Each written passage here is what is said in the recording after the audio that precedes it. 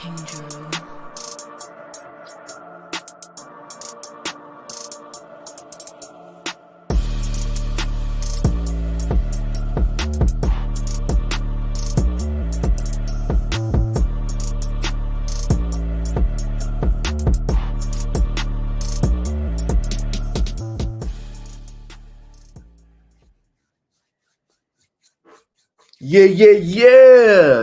Yeah. What's going on, man? Happy New Year, everybody. Happy New Year, everyone. We're on the other side now, 2024, man. We're excited, man. Gonna bring you out a lot of news, a lot of podcasts, man. Appreciate you guys tuning in. We on Instagram Live now with Jerome. We got Twitch, we got YouTube, Twitter, everything, man. So first and foremost, let's start there, fellas. Y'all hit us in the comment section down below too. Make sure you like, comment, subscribe on all the YouTube channels. All that's linked below. Start with you, Bacon. What is your first and foremost starting tonight? Man, first and foremost, got to be Juju Wynn out of Greene County at the MCA Rising Senior Showcase. Set the whole showcase on fire. He's had a little buzz around his name for a little minute now, but I just seen him, and I'm sure a lot of people just seen him this past week. And man, super powerful defensive lineman. So it has to be my first and foremost. East side of Georgia, Juju Wynn, man. What about you, Jerome? Do I need to say anything else? Go Blue. Let's go. I loved it, man. That was an epic game yesterday, man. I couldn't ask for a better college football playoffs in general. I mean, yesterday was just so fun to watch both those games. I would be lying if I didn't say that my heart was in my nether regions the entire time because I had no idea how that game was going to go. I was scared. I was excited. I was going through so many emotions through that daggone game. By the time the game was over, I was exhausted. I was tired. I was trying to finish out that last game, and I just couldn't because I was so exhausted from watching the first game. I watched most of it done. I caught up with the highlights, but man, it was a good night of football. If you guys love football, man, and you love college football, yesterday was so fun to watch. Facts. Yeah, my first and foremost also goes on the college realm. It's a part tour. First part, got to give some love, obviously, to Michigan. I didn't think they would beat Bama, but I'm giving credit where credit is due. That's the kind of guy I am. If I'm wrong on the take, I will come out and say I was wrong and give credit where credit is due. So I'm giving the love now to Michigan. And the quick thing on that game I just want to talk about real quick is just the physicality, man. That really took me by surprise, man. They was able to, one of my notes in that game was being able to pressure Milroe, man. I think they had 5 sacks in that game, made them feel uncomfortable. I mean, all that makes sense, man. And that was the key, and we saw it. I wouldn't say he got rattled, but you could see the difference in the game. He was second-guessing a little bit.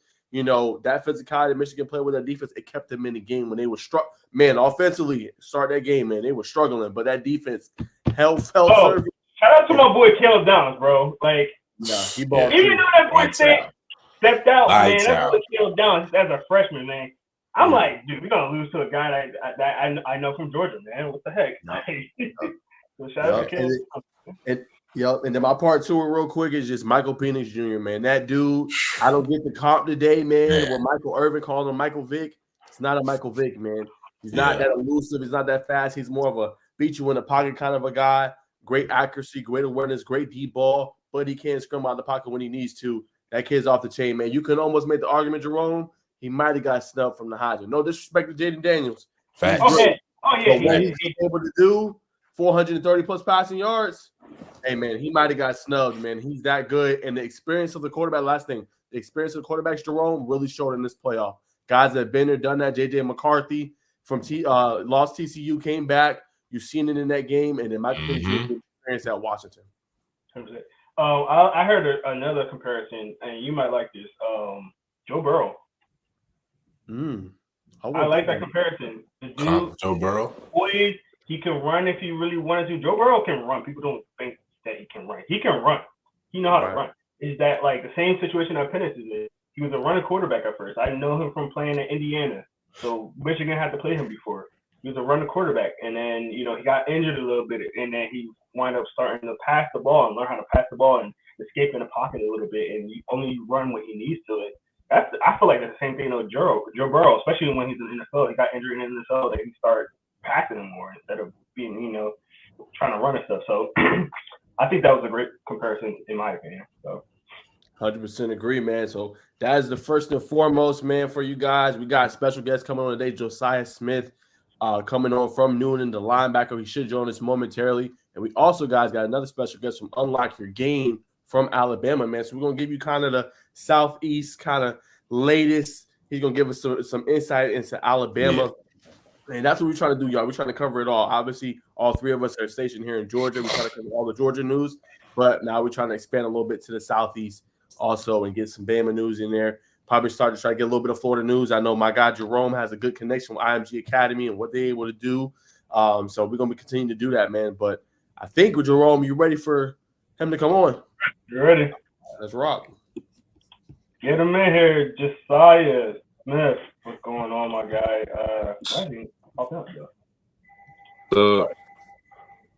Okay, I can hear you. I can't see you. That's crazy. Anybody else can see him? Can't see him. Can't see him. Can't hear him. It's not you. It's the thing. Just I'm sorry. I'm not sure why. I can hear him now. I can hear him. Yeah. What's going on, man? Nothing much. Just got back from wrestling practice. He's a grinder. Yeah. Definitely. Yeah, you keep talking while I try to figure this out, man.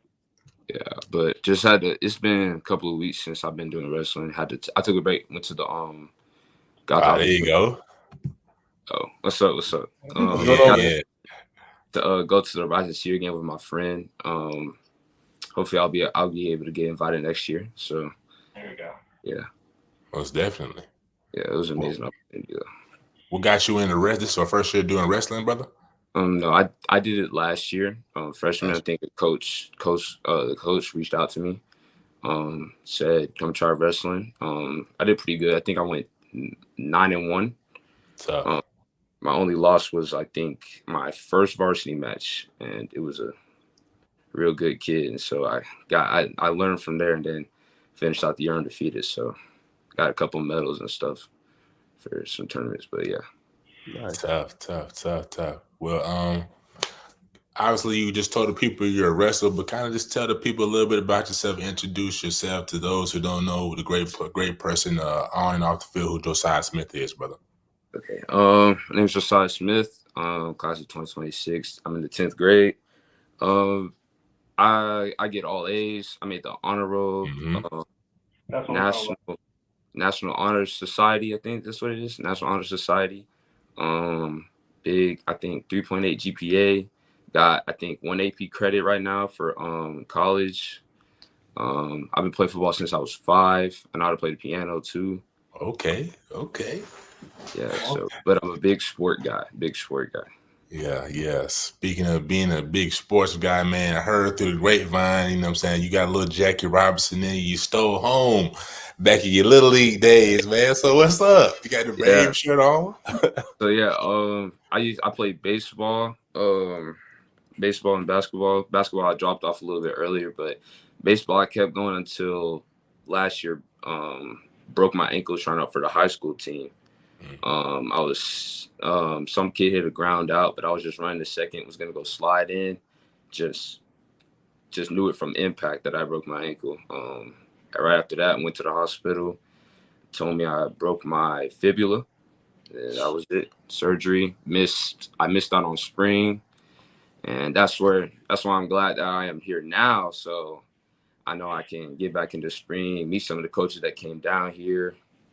Finally get that opportunity back again. So for sure. So you was kind of just getting up to speed. So like playing last weekend at the MCA, in the practice, a little bit in the game. I'm assuming I wasn't there Saturday, but just talk a little bit about your experience. What did you learn, and what was your feedback from the coaches? My experience there, when I like the speakers taught us a lot about what to do on and off the field. Well, mostly off. Told us about social media, keep your stuff clean, don't be messing with girls and stuff like that. Just keeping everything clean, and then your presence with everybody else and how you treat others, because they can come back and you want a job and they end up being the one that you were acting mean to, and so you that job. So stuff like that.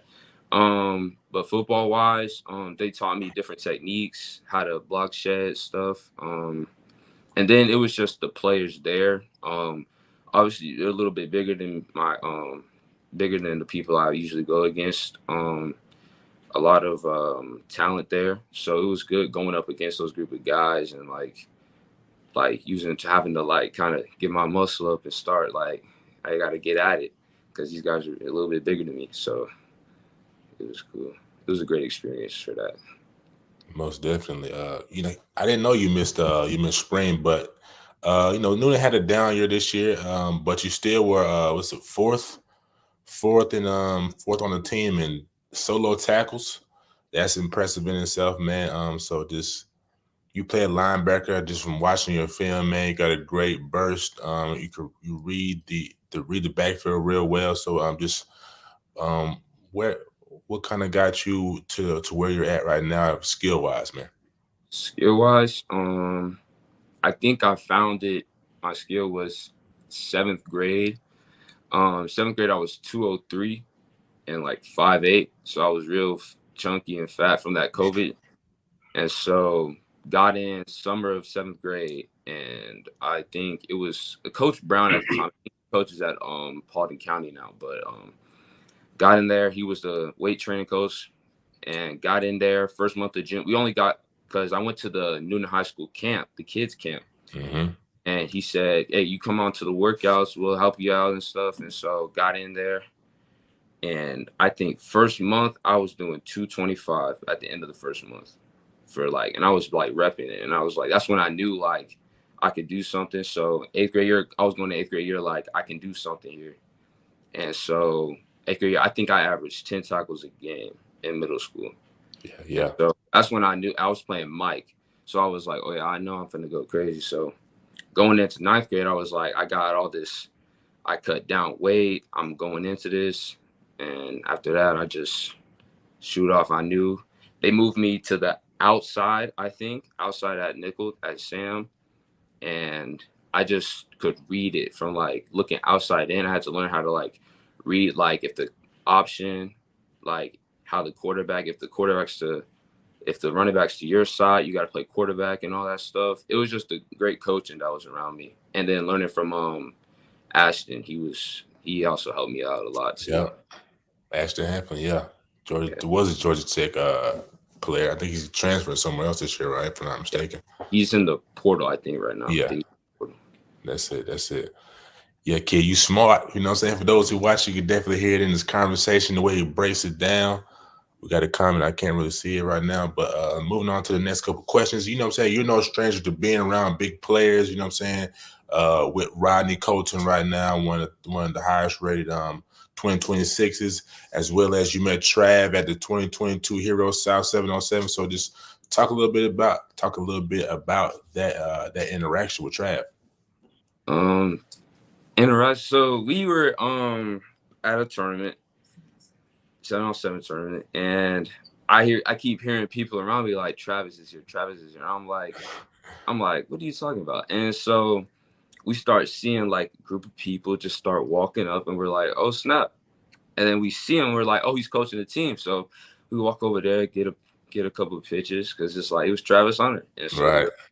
Like he was a great player. He's a great player still. I mean, we were like, great. Getting that picture was great for me because I was like, that's like one of the people that was like, also you could watch, like you just go watch film on, and so you like learn new techniques, how he does this, how does he do that, and stuff like that. And Ronnie, Ronnie is a good teammate too. He sometimes I gotta help him out a little bit, you know, but he's got all the talent in the world.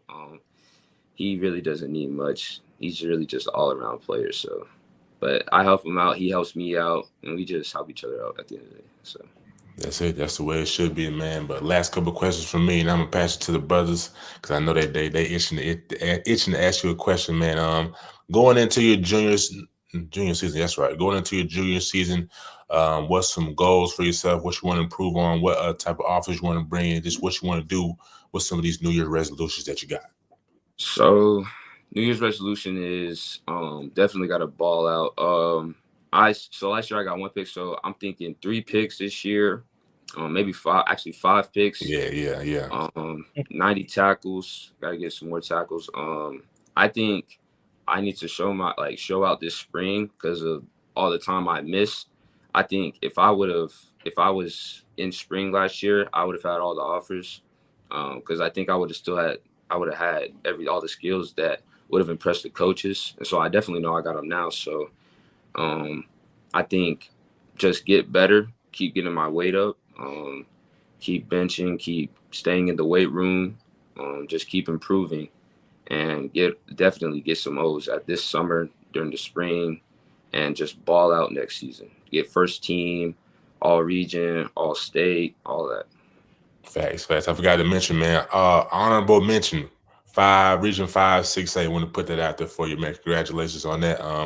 Last question, 2-part question for me. What 7-on-7 team are you playing with this year? And do you feel like you got a chip on your shoulder, man? Do you feel like you got anything to prove? I know you talked about you want to get some offers and stuff like that, but do you feel like you got to prove any doubters wrong? Definitely. I think I got to prove myself. Because I definitely got to prove myself that I can still play at the level I was before I got injured. I don't think my sophomore season was as good as I thought it could have been, but I knew it was good from just getting back, but I think it could have been better. So I just think I should just take it upon myself to just improve. 7-on-7 team, I'll play for MCA of Georgia. Mm-hmm. And with Coach Tinker and Coach Savani. So yeah. All right, we'll be on the lookout for you, man. Y'all got anything to ask the young stud, man? Definitely, man. Before we ask you, man, we got a couple of guys in the chat room. So if you got any questions for Josiah as well, definitely put it in the chat room. We definitely put it on the screen. Like Josiah's teammate, he said, I think his last name's Nichols. Yeah. He's in here. He said that's my teammate. Get back this year. So, what is his fat? Yeah, it's fat. So if anybody else want to put some comments or ask a question to Josiah, you can definitely do that as well. But Josiah, man, you looking good right now. Look, you working out, man. What's your height and weight right now? Height, 5'10", 200 right now. 5'10", 200. Mostly because of wrestling. But my weight, at first I was 190, and so, but I just realized that it wasn't good for me at my position at linebacker, and I'm gonna have to bump the weight up because the old linemen are gonna get bigger and bigger. So I just realized that I gotta just bump all the way up. So I moved up to 215. So I'm just trying to itch closer and closer to that, while also not trying to just get fat and also like keep the muscle and everything. Mm-hmm. And I think that's a good idea because, these linemen are starting to come up to the second level now. So you need to get a little bit more strength now with those linemen coming up to you guys first. My next question is, you were talking about playing at different positions at the linebacker position. How kind of moving around helped you at, your overall play at linebacker, you think? It helped me learn to just be ready for anything. So if they need me, I think we were in a 3-4 at the beginning of the year. I was playing Jack on the outside, and then second game they moved me into the inside. And so it just taught me to always be ready and prepared because you never know where you're going to play. And so I just feel like at this point, I know if they need me here, I can play it. If they need me here, if they need me on the D line, safety, corner, I feel like I can play it now because nickel allows me to play a little bit of both. But it makes me play more of the coverage side. So I'm more like a DB at some points in time. And then on the inside, it's you got to be a run stuffer, stop the run. And it just allows me to play both. It just makes me great at all positions on the field. Okay. Which one do you prefer? I prefer. I think I'm better at Mike. Okay. I think I'm better at Mike, but I like nickel because it's also an advantage because I noticed most of the receivers I go against, they're not real big and stuff. I haven't yet to meet one that was really big and could block. So the receivers can't block me when I'm at nickel, but I know in the mic it's a little harder, but I can fit through the gaps and stuff because I can move and stuff, so it's a little bit easier. I like Mike though, definitely Mike.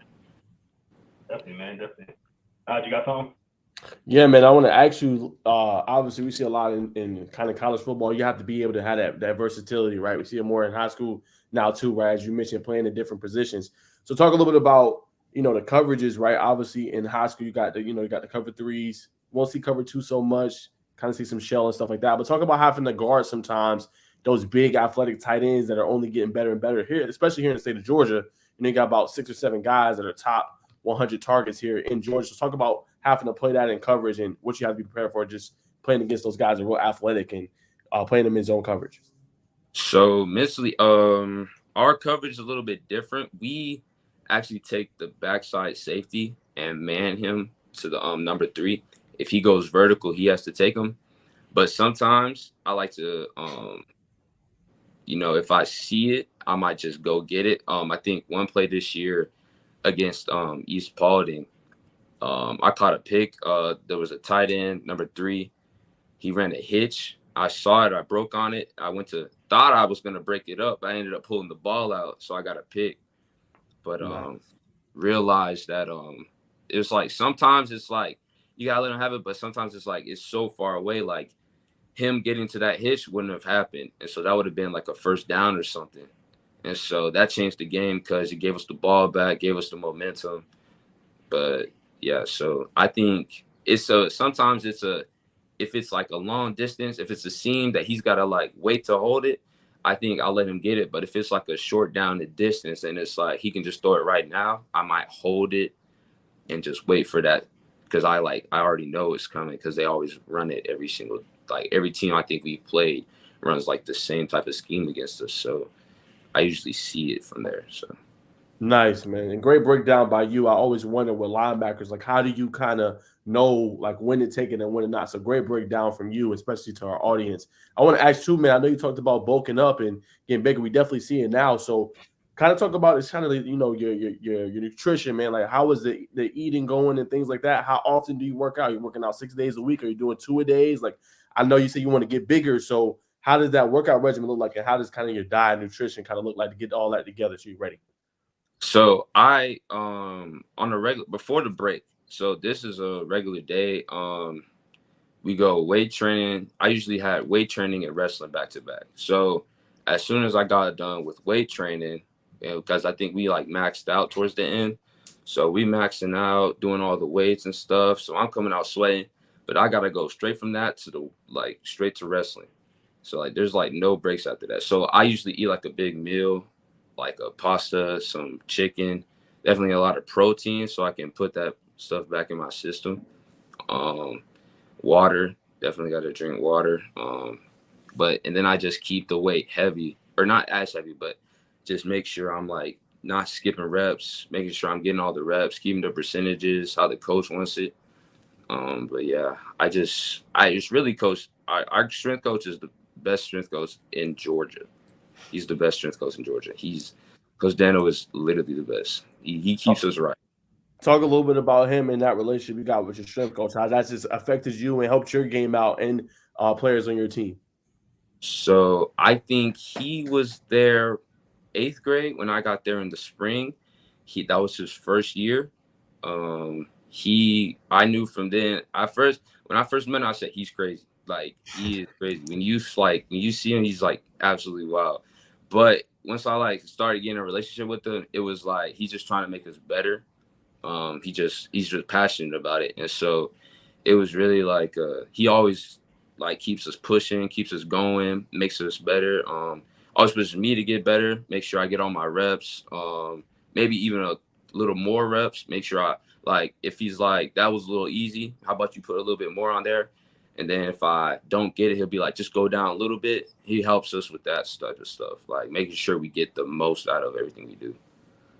Love that, man. And then going back to 7-on-7, right? We always talk to quarterbacks and receivers, and they always talk about the importance of just repping up, right? Being able to rep, getting the timing down, those reps getting in. From your perspective, talk about how it helps a linebacker coming in, because I feel like we don't explore that enough. But how does that help you? Does that help you more with coverages? When you're going into the season, you'll be able to see, okay, hey, they're running this. I know kind of how to read and react. Like, how does that help you from a linebacker perspective playing in the 7v7?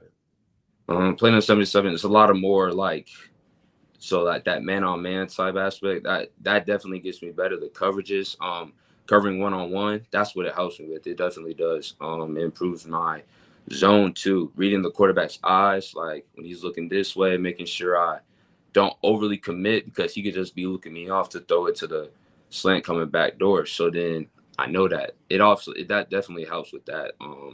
Covering sometimes I think my first year I had to cover a reclass. He was 19 years old, and it was man on man, a life changing experience for me.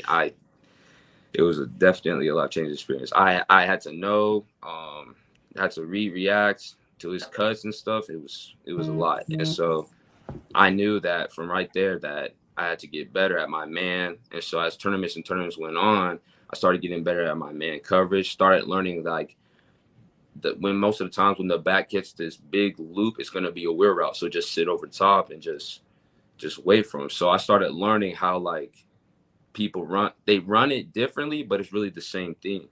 So that's what I just started picking out from people's offenses and stuff like that. Gotcha. And my last one, man, what's just your favorite thing about playing the linebacker position? We already talked about you playing multiple positions and being prepared and having that versatility, but what do you enjoy most about the position? I like hitting. I like hitting people. Like I like hitting. So I usually like chase downs. So like they don't see me coming. They think they finna take it to the crib. They gone and then just boom out of nowhere. I just pop out. I think I had 2 this year. Just chase down, boom. And it's not even, some of them are long distance. Like I think 2 of them are long distance, but some of them are like short. It's like they think they broke the plane. They finna start getting out of there. And then boom, I just come in and clean them. And it's like, that's like my favorite thing to do. Just clean people, just hit people. Pretty sweet. I'm going to throw it back to you, Bacon. Yeah, man, brother. That's some power cleans coming into play, but definitely want to say thank you for giving us the opportunity to interview you, man. Keep doing your thing, man. Wishing well. Oh, go ahead, Jerome. What's up? No, I wanted to end off on some fun notes. You know, I like to ask some fun questions. A little bit outside of football, a little bit inside of football, but first and foremost, pun intended. I wanted to know what's the athlete that you aspires to be, or like you like to look at, NFL, college, whatever. So it doesn't really match my position, but I love Micah Parsons. Like I put my number, I got him as my number. Yeah. I just like because he's versatile too. So you could put him I like it because his rookie season, they had him more at the linebacker position, and so he was playing both. Later in the season, he started going to DN, but I just like how like he would like walk down and stuff like that. Some stuff I could do. So I was like, I really like taking his game after him, and I also like Fred Warner more for pass coverages. Yeah. So I just like. You just named 2 guys that hurt my feelings as an Eagles fan and how we're going right now. But those 2 are 2 incredible linebackers.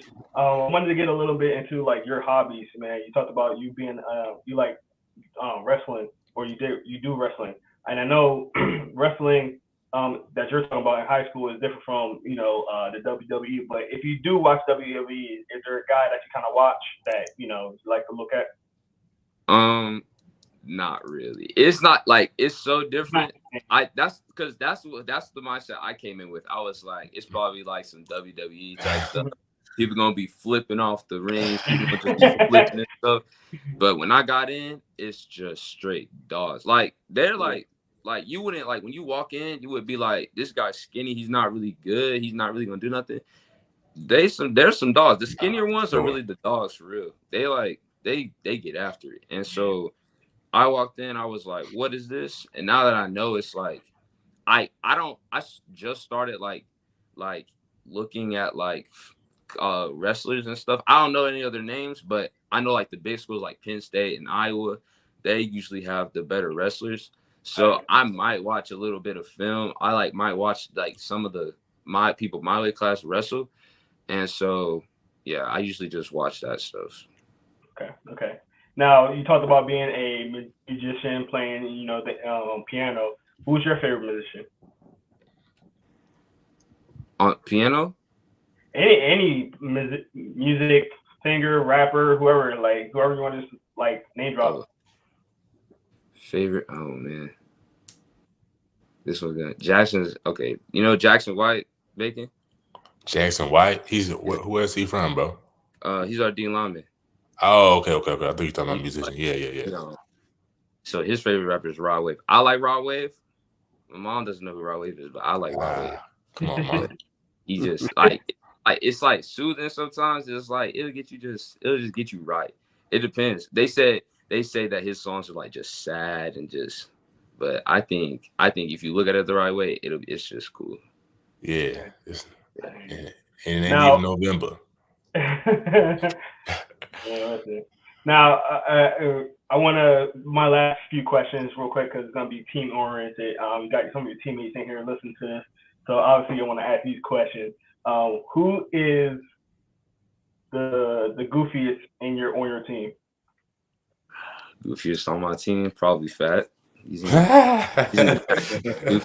probably the goofiest on the team. He's big facts. Definitely. Now, who's the hothead on the team? The hothead. Oh yeah.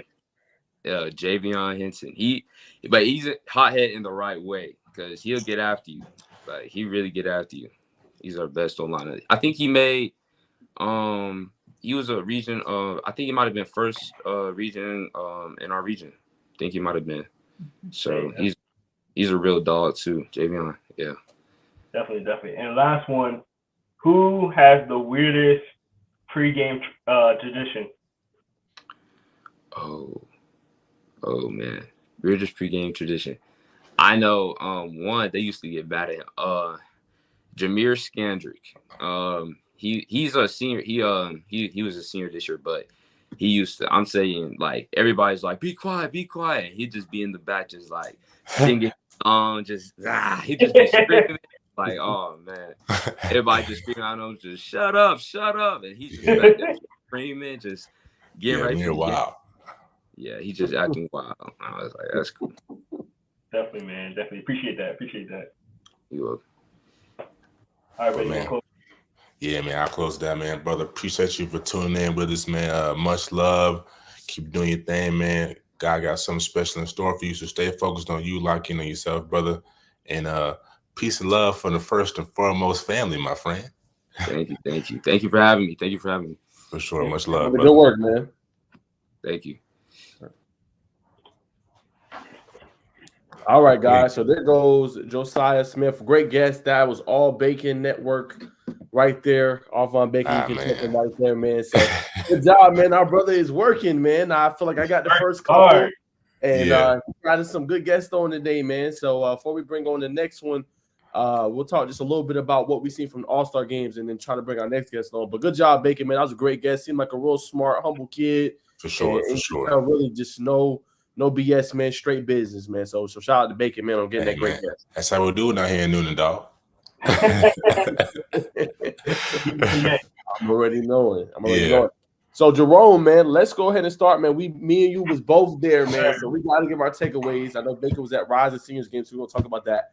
But I'm starting with you, Jerome. What was your biggest takeaway from the Georgia Elite Classic? I want to say this real quick before you go. I've been to a couple little camps and All-Star game. I can't speak on MC Rise of Seniors. I feel like they had some marquee talent too. But from the ones I've been to, I feel like Elite Classic it's just a premier event. Like you go look at some of the other All-Star games, I just feel like it's one of those premier events, got some of the best talent in the state, culminated together, and you get a real good scoop on seeing it before it kind of blossoms into what it's going to be. So I just want to shout it out. That was one of my biggest takeaways. I think it's one of the premier events in the state. Obviously, you got other great stuff, but I think it's one of those. But what you think? What you thinking right now, Jerome? Yeah, I think anything with the Georgia Elite Classic do a lot of great stuff. You know, I went to it last year. I went to their 7-on-7 last year as well. Do some great stuff, man. So y'all doing your thing for sure.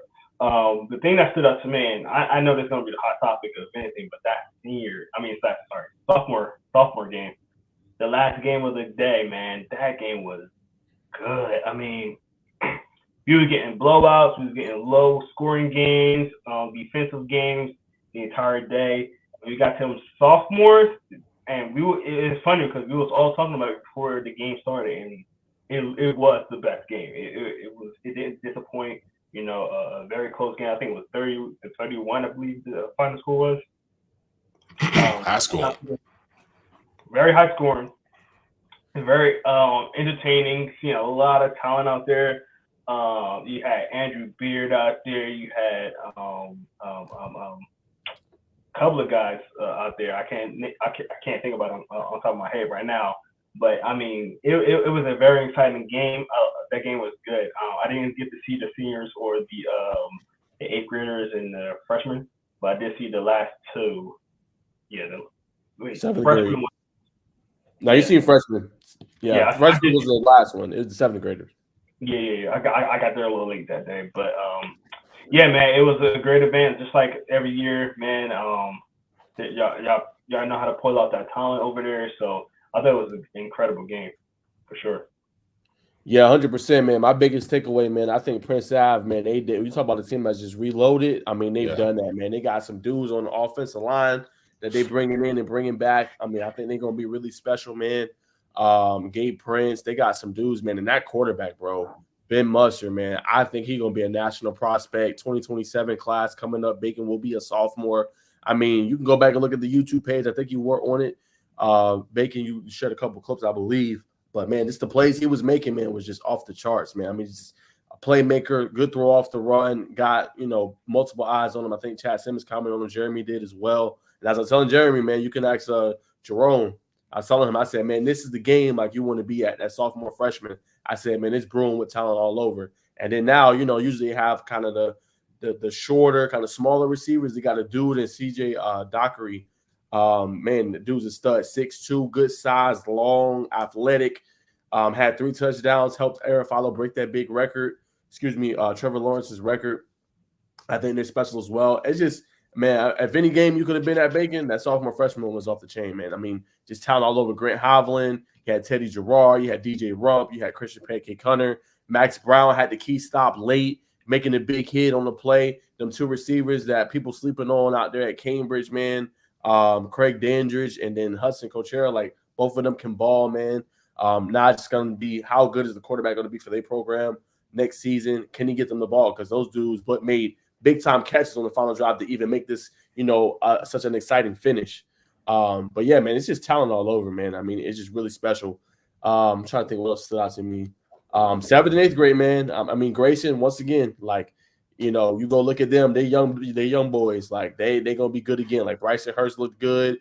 Cameron Middleton, who's right now at River Ridge, it might be a little something there. I'm not gonna report it this yet. I did hear some rumblings that he might be going to another school.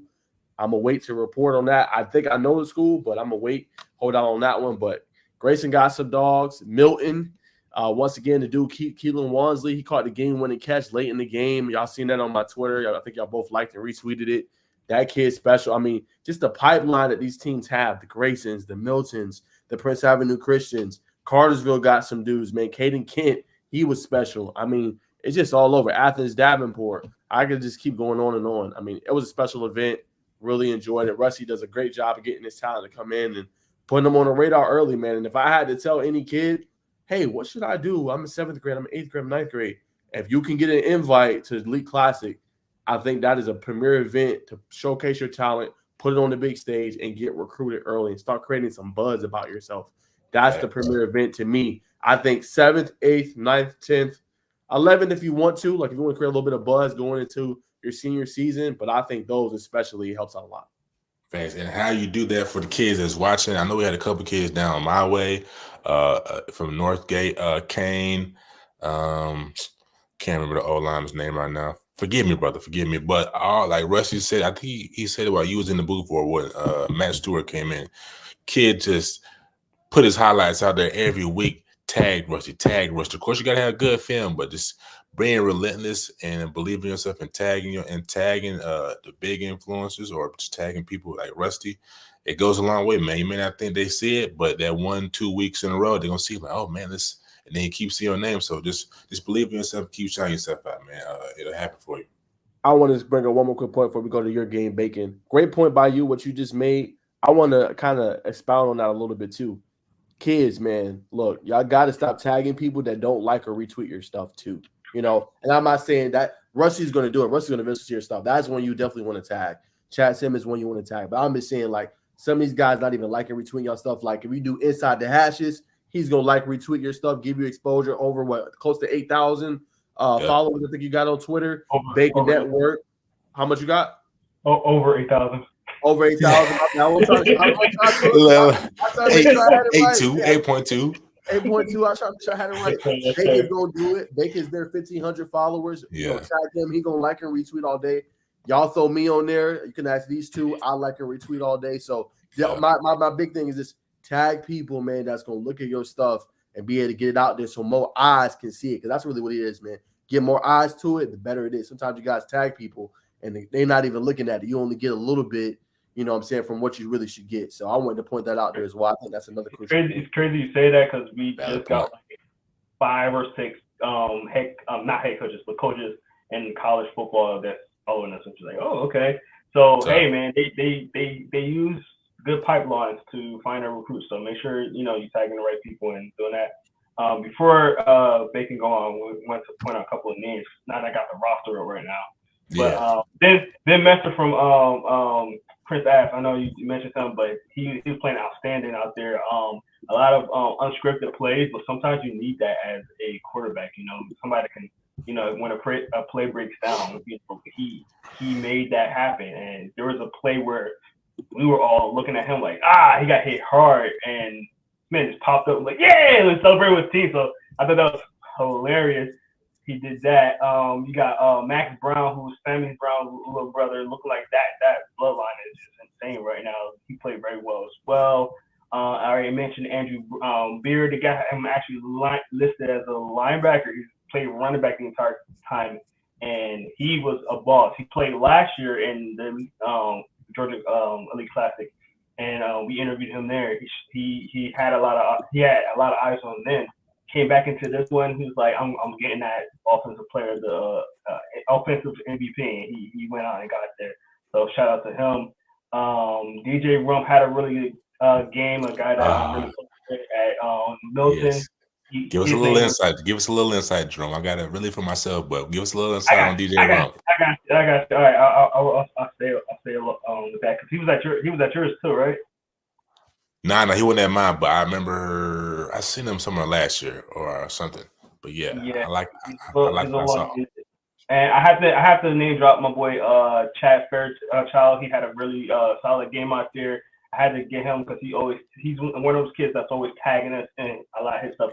So that's how I really got to know his name and watching what he does. He always tagging us and everything. So go ahead, Bacon. I don't want to take off the time, man. You good, man. So if you don't know by now, if you're just not tuning in, I went to the MCA of GA Rising Seniors. That is Minority Coaches of America of Georgia Rising Seniors Classic Showcase. I went to practice and I went to the media day. Some of the standouts before I get there, man, like Naj said a couple minutes ago, Georgia Elite Classic is probably, the flagship showcase of Georgia. When it comes to showcasing younger talent. There are a couple more that maybe trickle under it. But honestly, man, I really enjoyed and have no problem with going to this showcase again, man.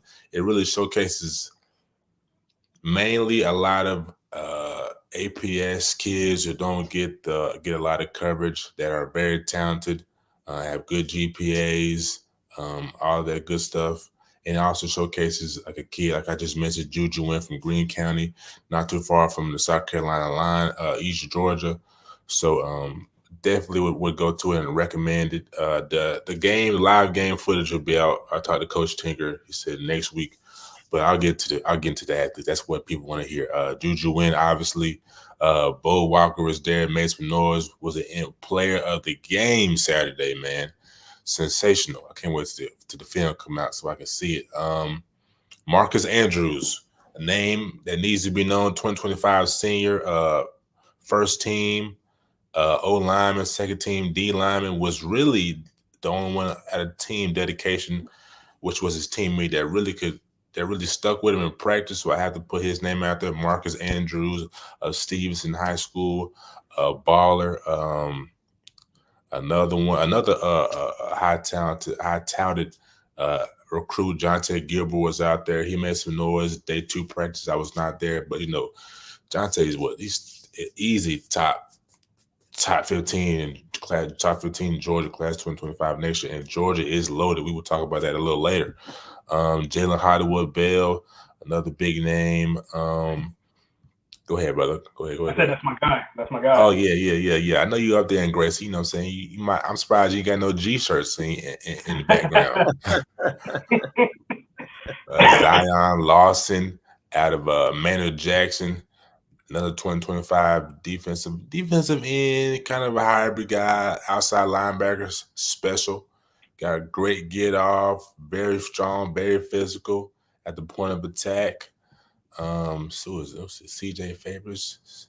No. Let me shout my boy out first. Caleb Akers out of Villa Rica, man. I looked at his film, I didn't see too much, but I put a question mark by his name because I knew I didn't see enough. But there's a reason why they had him on the list, and was a standout day one. Had a lot of pass breakups, really athletic. His coaches came on Twitter and like, yeah, man, this kid's really got it, man. Super athletic, really humble, coachable, and really the thing that stood out to me from when I interviewed him, he holds himself to a higher standard. So look out for that name next year, Caleb Akers at Villa Rica High School. Plug in somebody else, Andrew Leslie, Cedar Grove, man, special. He had the bedazzled cleats on, really showing that East Atlanta flavor. That was special to see, man. Oh man, he's tough, but he's a character for sure, man. Love that boy, man. Let's see who else. There's a few more, man. But like I said, the film will be out. But all in all, man, great event. We'll definitely cover it again. Shout out to Coach Tinker, Coach Coach Sylvie Savelli. Forgive me if I'm saying the brother's name wrong, but yes, sir, man. Shout out to Sasa. Oh, can't forget, man. This is a funny story from talking to Coach Boone, man. Coach Boone and Coach White of Douglas County, they were roommates. And I asked Coach Boo, I said, Coach, who's snoring the loudest? He's man, I asked Coach White, man. So that cracked me up, man. But both great men. Not the first time they coached that event. So yeah, man, great event, man. So we can bring our big time guest on out of Alabama, and we can get that down south insight. Yeah, I'm still waiting for him to get in here. So he's not in here. All right. He's not in here yet. But all right, I'm gonna hit him. I'm gonna keep going real quick, man. I want to get some love. I forgot about Christian Harris from Harrison, man, at Georgia Elite Classic. Just real quick. Want to give him some love, man. He really impressed. Chad Simmons tweeted about him twice. Quote tweeted one of his tweets as well. He had 4 sacks this season. I expect for him to have a big junior season. I expect his stock to start to rise. He ended up winning Defensive Player of the Game in the Georgia Elite Classic. So shout out to Christian Harris if you're watching from Harrison.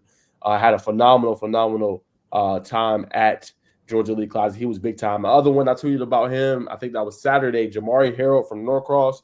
We got to see him up close and personal. Jerome at the Corky Kell Dave Hunter Classic. Absolutely balled out, man. He had 2 touchdowns in that game, showed the physical power. Now he looks real fit, man. Not that he didn't before, but just like he's toning into his body, man. Big physical receiver. Just makes contested catches look easy, man. I think he's one of the most underrated receivers going into the 2025 class, especially going into next year. I just think he does a lot of things well, man. He's going to be real special. I think people are going to start to heat up on him, but only has an offer from Toledo. But want to give him some exposure, man. I think he's really good. And can't wait to see what Norcross looks like. They ended up winning the region title this year. Obviously, he was one of the big reasons, him, Antonio Mulder, A.J. Watkins. But Dylan Muhammad will be the starter. He was also at Elite Classic. Can't wait to see what Jamari looks like when it comes to season form. I know he's going to be in some 7-on-7s. But, man, when you talk about special, was at the Southern Exposure Camp. Kid was lighting them up, man. 2 touchdowns and that highlight one-handed catch that I posted on the Instagram that is linked right down there below. I don't know if you guys can see it. Yeah, right down there below. Boom, right there. Yeah. You guys can check that out, man. Really underrated, man. But that's all I got for now until we get the guest on. But I just wanted to shout them 2 guys out. Did you mention Farmer? Kamari Farmer? Did you mention him? I did not. That's all you. He looked good too. Kamari Farmer, bro. We was worried about the I forgot his name. The running back from Carrollton that got injured. Bryce Hicks. Yep. Yes, Bryce Hicks. And we was worried about him, like, man, what are they gonna do in the running game? But Kamari Farmer and his counterpart, they did a real good job filling in. He played at the he was on a losing team with the blue team on the sophomores, but he was a bright spot on that offense, man. He was busting out really big games here and there, and he looked very fluent. And when he got in space, man, that speed showed, man. That kid is fast. So I'm excited to see the future of Carlson, man. Still got Juju still gonna be there for a couple of years. They got him as a sophomore, man. Carlson, we talking about reloading team. Carlson look like one of those teams, man. Facts. It seems like the California talk is quieted down a little bit. So maybe I know it's still early, but haven't heard anything. I haven't heard much lately either. So hey, he might be staying. We'll see though. We definitely see. And then I wanted to shout out my guy Trey Harris he's right now committed to Georgia. He's looking real good out there. He had a potential interception that he dropped, but it was such a great play. And I asked him about it. He was like, "Man, I got to catch those." It was a little rainy, cold day, so I'll give him an excuse for now. But he looked like an athlete.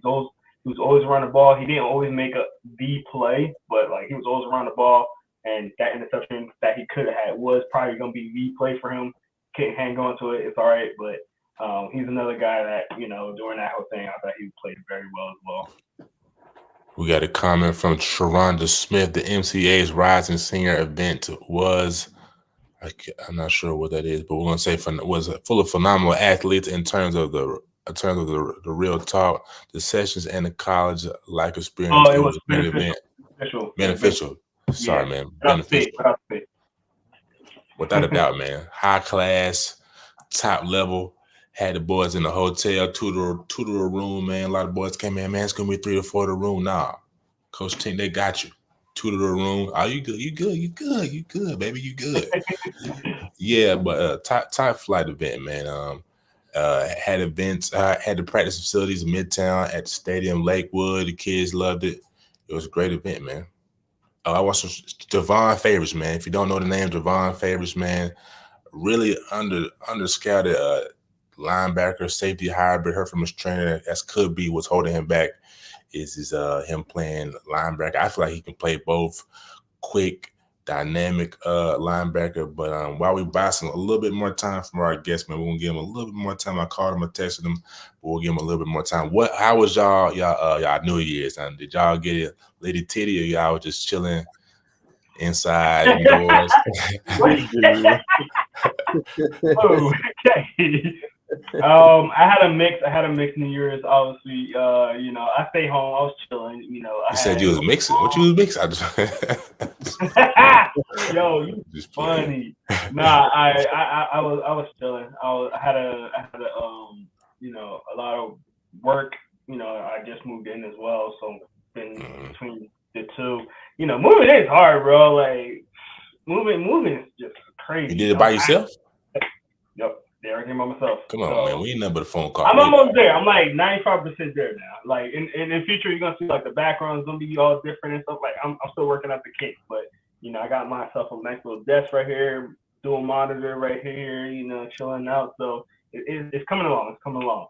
But yeah, I just relaxed, watched a lot of football. Sunday was horrible for me watching the Eagles, and I got a little pick me up with the Michigan the day after. So it was a cool day. It was chill. How was you guys there? I'm passing the Naj first. I ain't do nothing much, man. I went to like a little small get together. One of my close friends. We just chilled, man. Played some card games, a couple little like New Year's Eve games, and just kicked it, man. Would you play a little spades? You get on the spades table, a little time? Yeah, we play a little spades. We play some 31. I don't know if you heard of 31. 31 is cool. You throw $1 in. If you get you got these cards, you got these face cards. So King is a 10. Everything face value is 10. King, Queen, Jack. Ace is a 1 or 11. You got it. If you get 31, then you win the pot. You know what I'm saying? But then if you get 22 first, so really if you get 22 first, you're going to get the pot. Yeah, like gambling. And if nobody has 22 to start the game, then it goes to 31. Smooth. Man, I didn't do too much, man. You making it sound like you did some wild stuff. I didn't do nothing wild, bro. Party and I didn't do nothing wild, bro. Over and... Hey, almost. Nice though, but Nah, I'm gonna sip my tea on that one. Yeah, I'm not gonna put that on the airwaves. we're not gonna put that on the airways. Yeah, we're gonna put it on the airwaves. But nah, I worked on New Year's night, man. Look, long sip. But I worked on New Year's night. I got off at 7. I had a little move. I was like, nah, man, I had to come get the interviews out. You know what I'm saying? You don't want to let the kids down. You know what I'm saying? Get the kids content out. And then I said, it was by the time I got really done, it was like 10:30, 11. So I'm like, I'm not gonna be rushing. You know what I'm saying? I will tell you this, because like y'all, as y'all know, I'm fairly new to Georgia, and I was sitting in my room and her was, and I'm like, whoa, like start getting it was in Jersey. I'm not. Where I'm from, you hear that? That's not Jersey. We don't. They actually just passed the law as I came down here, but in Jersey, we wasn't allowed to have firecrackers and all that. So when I heard that, I got a little nervous, like, yeah. And it like literally, like, I had my lights off in my room, and my room was just flashing lights. That's how it was literally. Wow, yeah. My window, like literally right outside my window. So it was super loud, and my house just flashing lights. I was like, yeah, I'm glad I'm awake, because like I wouldn't have been able to. Oh boy, if you'd have been asleep, it'd have been. I would have been. Woo! All right, to go out. Jerome, one of the neighbors, you call the police. I'm just playing with you. But yeah, I was not ready for it. I was like, I forgot how it is in Georgia. I have, I could buy firecrackers in Walmart. Like, I could buy liquor in Walmart. We don't do that in Jersey, so. Okay, that's tough. Nah. You see him, Jerome? I don't. Well, if he, I sent him a message. He just seen it just now, 2 minutes ago, actually. So we could, we could go ahead and move on. If the brother tap in, he tap in. If not, then we're missing out on the treat. Well, our fans are missing out on the treat because they're gonna get this treat. You know what I mean? I'm dead. But all right, Roman. I'll just throw in real quick. I think we got a couple more football topics before we wrap. Just any recruiting news, updates that y'all been hearing, any buzz and heading out of the recruiting world. Obviously, we got the All-American game that's going to be tomorrow. A lot of kids showing out all over Bama. Here from Georgia, KJ Bolden, Cam Coleman, Jalen Crawford. But just recruiting news updates, man. I throw it to you guys. I know you guys are in the recruiting space too, since football slowed down. We'll obviously talk about that more. But what's the latest sights and sounds from you guys? Man, we also got to throw Quay Birdsong in that list for the Under Armour camp, man. He's been down there. Haven't seen his name in the big media on any videos, but nonetheless, the brother from Troup County is down there representing the UCF Knights.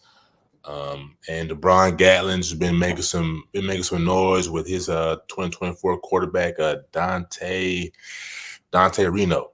They're putting on the show down there in Orlando, I believe. And I'll pass it to you, Trump. I got to get my other recruiting news together. I think I got some. Yeah. There's a lot of high school showcases right now going on. We have the All-American game in Texas going on. They're doing their practice right now. I think that's very exciting. A couple of our guys inside the Hatches guys are over there as well. And then the one in Miami, which was KJ Bolden is in the All-American one. The one I'm talking about for Miami, I forgot what's the name of that one. Is that Under Armour? Is that the Armour one? I know they. Under Armour next camp. So they're having their practices. I heard that Mike Matthews looking crazy out there. Georgia commit Ellis Robinson, man, he's balling down there. I've seen the highlights with him having a one-handed interception. So I'm like, that's my boy. So I talked about earlier, my close connections for the ING guys, IG Academy guys. He's one of them.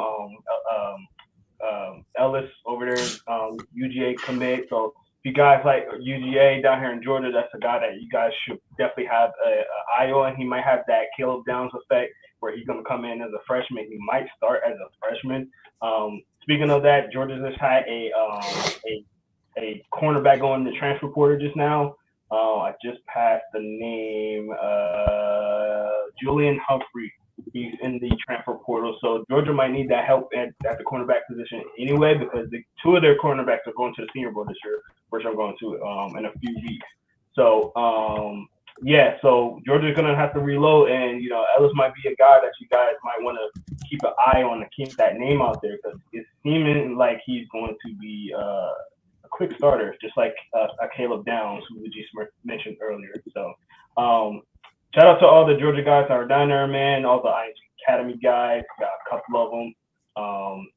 My guy Jared Gibson, who's going to Texas, a team that's loaded with running backs right now. Watched their game yesterday, obviously losing in the championship game, but him going to Texas, man, is going to make that running back room a lot deeper. So shout out to those guys. Yeah, for me, real quick, got to give a shout out. Two big guys from Raven Gap, Marshall Pritchett. He just announced his top 10. I think it was a couple of days ago. Teams that were on there. Georgia Tech was obviously one of the teams on there. He's a major time 2025 target for a lot of programs at the tight end position. Had 674 yards receiving this year, 46 catches, and then 6 touchdowns. So he just announced it. And the other big one got to be James Tank Carrollton. He would think it was as high as number 2 and number 3 in this class coming up. He was at Raven Gap as well. He just announced a couple of hours ago that he is transferring schools, will be at Bishop Gorman now in Las Vegas. So that's, I think, a major time news as well. He was at Raven Gap for 2 years, but he will be playing the rest of his football career over there out west at Bishop Gorman. So that's the big news that I've seen so far today. That's big news. Yep. And that's going to be the biggest news of the recruiting segment.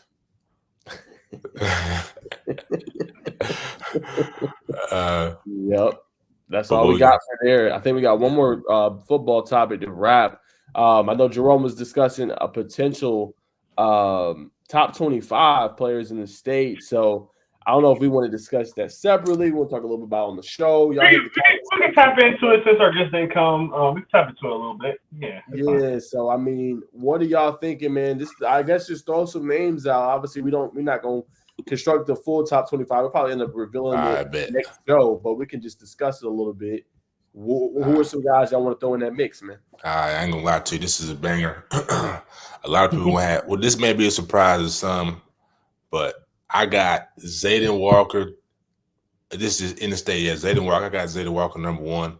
I got Elijah Griffin close number 2, and Ellis Williams at 3. And here's why I put Zayden Walker over Elijah Griffin at number 1. I just feel like Zayden Walker's a little more versatile. I'm not saying he's a Micah Parsons, but similar to the effect, especially on the high school level. College, we'll have to see. He's strong.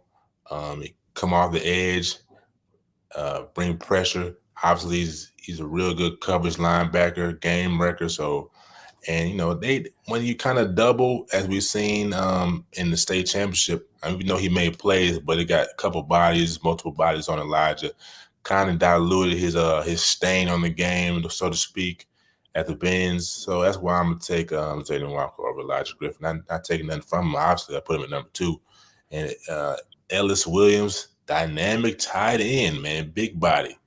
Real big time tight end. I think 6'4", 220. It's crazy. I think he's about 6'6", 6'7". 6'6". Yeah, you're right. Power forward. That's right. He's a power forward. 6'7". His brother can play basketball as well too. He also play defense side of the ball too, brother. Yeah. I know he's a defense end, but they got him on a 247 as a tight end. But he does rush the pass on the outside as a defensive end. That is right. Appreciate that correction. And now I ended here. Now slide to y'all. 4, 5, 6. Justice Terry, Josh Petty, and Jaden Prolati. In that order. Okay, from Buford. Dog, man, dog. Appreciate the comment, Ronald McDonald as well. Texas cooked FSU, cooked 2024. Great. Appreciate you tuning in, man. As always, building a little audience over there at the YouTube. So thank you, man. We really appreciate it. And great point out by you. I need to ask you, Bacon and Jerome. Now, this top 25, right? We got kids that are already off. Like Mike Matthews gone. Colin Fox gone. You know what I'm saying? Jeremy Halinsky gone. So are we doing top 25 going into this upcoming season? Yeah. Are we doing top 25 from this past year as well? Don't something to think about, because I kind of like the top 25 going into next year too, because then you got 25s coming up at 26s. But what do y'all think we should do there? I think you got to look at the future. Sorry, Jerome. No. I hear you. I think that we should do the top going into the next year. I think that'd be the more entertaining list, and I think we should definitely do it position by position for sure. So tap into that, because if you go position by position, I think that it will have a lot less.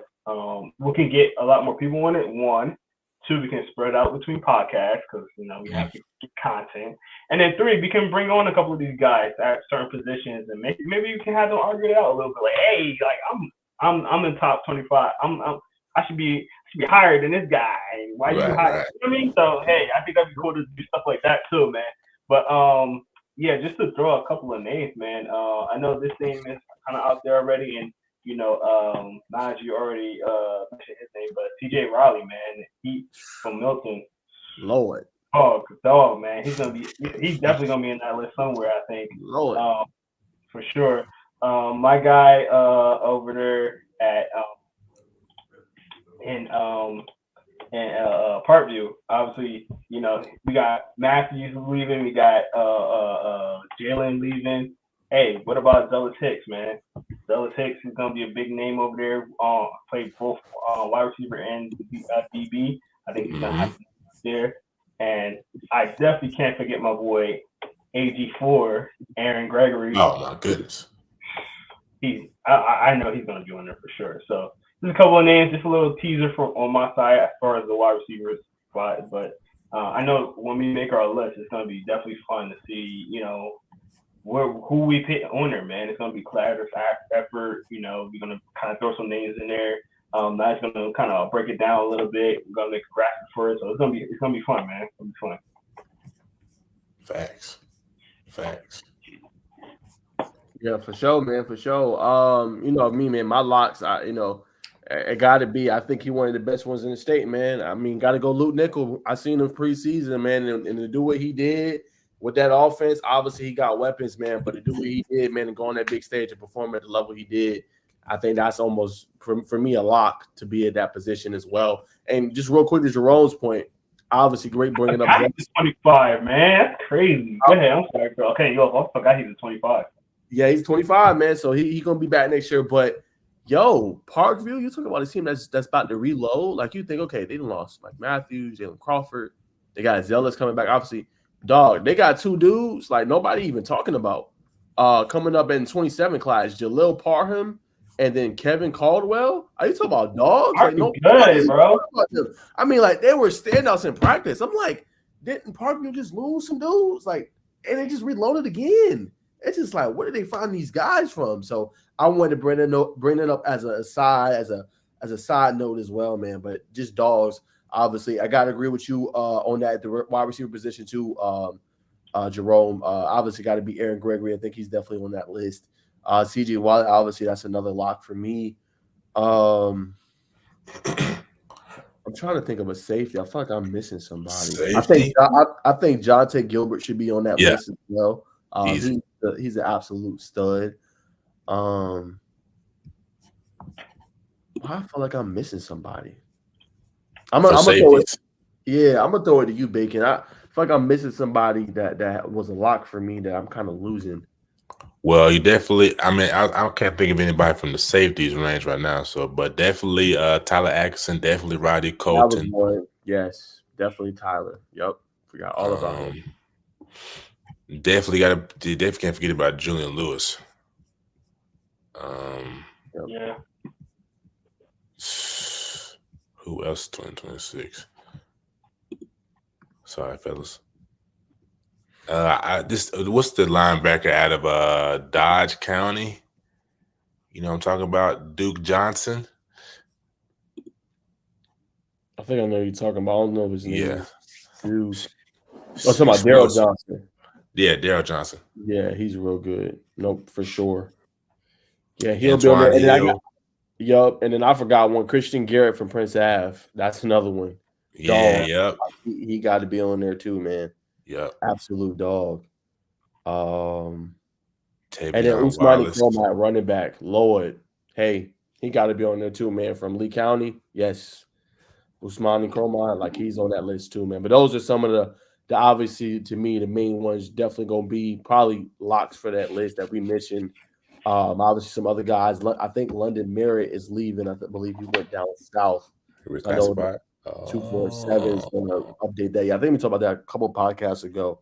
But I think he ended up leaving, going down south to Florida. Yeah, man, it's going to be exciting, man. I can't wait. Yeah, we're gonna do this strictly for Georgia. It's gonna be just Georgia talent. But I wanted to point out a guy, 2026 guy. I just talked about the Ellis Robinson earlier from ING Academy. And, ING Academy is over real, and they're just the type of program they have. But this guy that's been there for a while.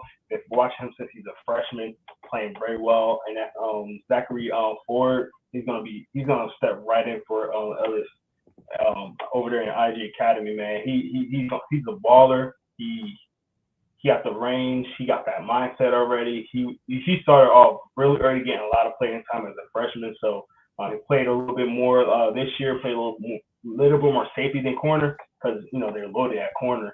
He played a little safety as a sophomore guy. When he comes in as a junior, because he's a 2026 guy, he's coming in as a junior next year. He's going to be somebody that you got to look at for sure. So if you're talking nationally, and I'm talking IG earlier, his name kind of just crossed my mind. I think I should just talk about safety. His name just kind of passed my mind. He's gonna be a baller, man. So look out for him. He's got a lot of offers already too. So. No, 100%. Great point out by you, Jerome. But that's all we got for news, man. Hope you guys enjoyed the updates, man. That's what we got so far right now going on as far as just recruiting news updates. We're going to have a section every single show to bring it up and what we're seeing, man. We're going to be in a bunch of different camps. Obviously, all of us are busy. We got outside jobs, but you're going to see Jerome. Jerome going to be at camps. He's going to report on it. Baker's going to be at camps. He's going to report on it. I'll be at camps. I'll report on it. And obviously, it's going to be a couple we're going to do together as well. So stay tuned for that, man. That's going to be a lot of fun. But I'm going to pass it off, man, for the three-man weave. Go pass it to my brother, Arvon. Let him go ahead and get us ready for the three-man weave. I hope Jerome can finally tune in and tap in, man. Come on, man. It's been about 2 months, man. Hey, I tapped in a little bit, but it's y'all got too many teams in Georgia, man. I think I got to start one spot. I might just start with Grayson because I've already got ties to Grayson already. Hey, they got dogs. Just start with Grayson. That's what I heard. So maybe if you want each show, just talk about what's going on with Grayson because I think they're going to be winners in 7-8. Start with Grayson because they got absolute dogs. I got you. All right. Yeah. So next show, I'm gonna say Jerome, what's going on with Grayson? Pressure. All right. I got it. Insider Jerome. Driving pressure, baby. I'm driving pressure. Yeah. Insider Jerome with the scoop on the Grayson hoops. Yeah. Oh, we got our guest. On here, man. Okay. Yeah. All right. So, Baker, you want to introduce him quick and I'll throw more? Yes, sir. As soon as I see the brother's smiling face. Can you hear us, brother? Yeah, I can hear y'all. Can y'all hear me? Yes, sir. Baker is a clown, bro. Talk to us, brother. Can you hear us? Yeah, can y'all hear me? Yes, sir. We can hear you. First and foremost, man, I just want to let you know this is our good brother, Unlock Your Game. I'll let him introduce himself formally. He's got a great beat going on down there in Alabama, but just go ahead and introduce yourself to the people, man. Yeah, man. So, of course, my real name is CJ Gilbert. So that's what the people call me when they see me out and about and things like that. Unlock Your Game is more of the alias, I guess you could say, something that I created over a course of, going on 8 years now. Just really, really how it started, I guess you could say. Basically, man, it started with my little brother, man. It kind of was like just kind of giving him spotlight, giving him kind of some type of, exposure from his high school days and stuff like that. Now he's going on to play college ball and things like that at the NAIA level. So it kind of started there. Then after that, it kind of built on from that moment to something a little bit bigger where we started doing things for, other athletes. And even now, as we progress to, working with teams, and, we work with some of the best athletes across not just Alabama, but the state of, any southeastern state, from Texas to all the way Midwest to Oklahoma, from all up the East Coast, North Carolina, South Carolina, and things like that. So we work with some pretty good names, and we're just continuing to grow and advance this thing, man. Nah, that's dope, man. I did not know you was your reach was that far, brother. But kudos to you, man. But obviously the big news is the Hoover hire. Let me get coach's name, unless you want to beat me to the punch. Yeah, Coach Glimmer, former Clay Chalkville coach. Mm-hmm. So just kind of let us know what you think about that, and what can we expect, man.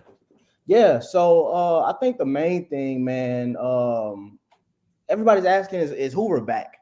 So I mean, as you know, they've had multiple coaches over the time period of when Coach Niblett had left, over I think his 14 or 15 years that he's been there. Now he's in Georgia. He's coaching for Gainesville, the Red Elephants down there. So they're doing amazing things. They actually got a scheduled matchup with Moody, which is fixing to be a 5A powerhouse here in maybe a next couple of years. So they got that going on. But back to Coach Drew Glimmer and Clay Chalkville, man. I think on the shorthand, I don't think Hoover yet is back, but they're gonna be right in the thick of things. Last year they had kind of a down year. Coach Wade Waldrop, now he's the official head coach for Orange Beach. They are the smaller program, 4A program, that kind of like, they haven't had much success. They're early in their days. 2020, I think, is their first year. But Glimmer is going to bring some type of attitude that Hoover desperately needs, man. And I know that this past year they kind of cut it close with schools with, like, of course, Thompson U being those programs that is the powerhouse now in Alabama. Vestavia Hills, they cut it close with them as well earlier in the season. And then Oak Mountain. I mean, Oak Mountain has had a couple of teams here from 2020 to 2023. They've had a couple teams that have gave Hoover a little bit of work. But as far as for Hoover, they have some good guys coming back. Noah Sonbeck, I don't know if you guys had seen him in the Hoover's 7v7, but he did do pretty good. Jonah Winston, the younger brother of Jameis Winston, he's probably going to be presumably the next quarterback, probably this starting quarterback coming back. But they got some talent, man. And I just think that ultimately that they're still going to have to get past that Thompson U. But at the same time, I think Hoover and Coach Glimmer, for a matter of fact, is going to give them guys a run for their money now. Thanks. So obviously Hoover, it's close to getting over the hump, getting some big wins for their program. Why do you think that they decide to go with Coach Glimmer? I think the proof is in the pudding. Two times in the last 4 years, I believe they've been 6A champions. Maybe 2 times in the last 3 years. I know that they won this past year against a tough Saraland group that everybody had favorites. I know that I was maybe probably the only one in the state of Alabama. I'm not tooting my own horn, but I just feel like I was maybe the only one in the state that probably thought that Clay Chalkville would have a redemption year after falling in the second round to Parker, which is going to be another great 6A program. But a few years ago, they beat a Hueytown team that was one of the highest scoring teams in 6A, probably in all of the state. And so I think Coach Glimmer's track record is really, really good to take on the task of Hoover. Like I said, when you think of coaches that come from Hoover, you automatically assume Coach Niblett, which has been to the championship so many times before and dominating in Alabama State football. Then if you want to go back even further than that, Coach Roche Prost, which is now the Pell City head coach. So my man, when you go back to those particular names, man, you have to have someone that has a proven track record and a proven capability of getting the best and maximizing his talent. And I think that's what Coach Glimmer and Clay Chalkville has done over the last couple of years. For sure, brother. Going back to the Alabama football, man, you know what I'm saying, you've been down there for a while now, got a solid beat. What, in your opinion, why do you feel like it's just now taking so late for Alabama schools to just start getting kind of media, a little media hub coverage down there? Man, that's a really good question, man. And I really do think that once again, I know that I've seen you two guys before, but what's my brother name up top above me in the Michigan box? Jerome, Right inside the hashes. Yeah, inside the hashes right there. This is my first time meeting him, so I got a chance to talk to you two guys, but I just don't want to come off as just me acting like I'm arrogant or something like that. Brother. But, really for real, man, it's been so long, and like I said, when I first started 8 years ago, it wasn't like this. So I mean, looking what you guys have done and what neighboring states have done, especially getting kind of like that outside source of Texas and Louisiana and Florida, seeing what those guys do for their state and pulling it and bringing it back into Alabama.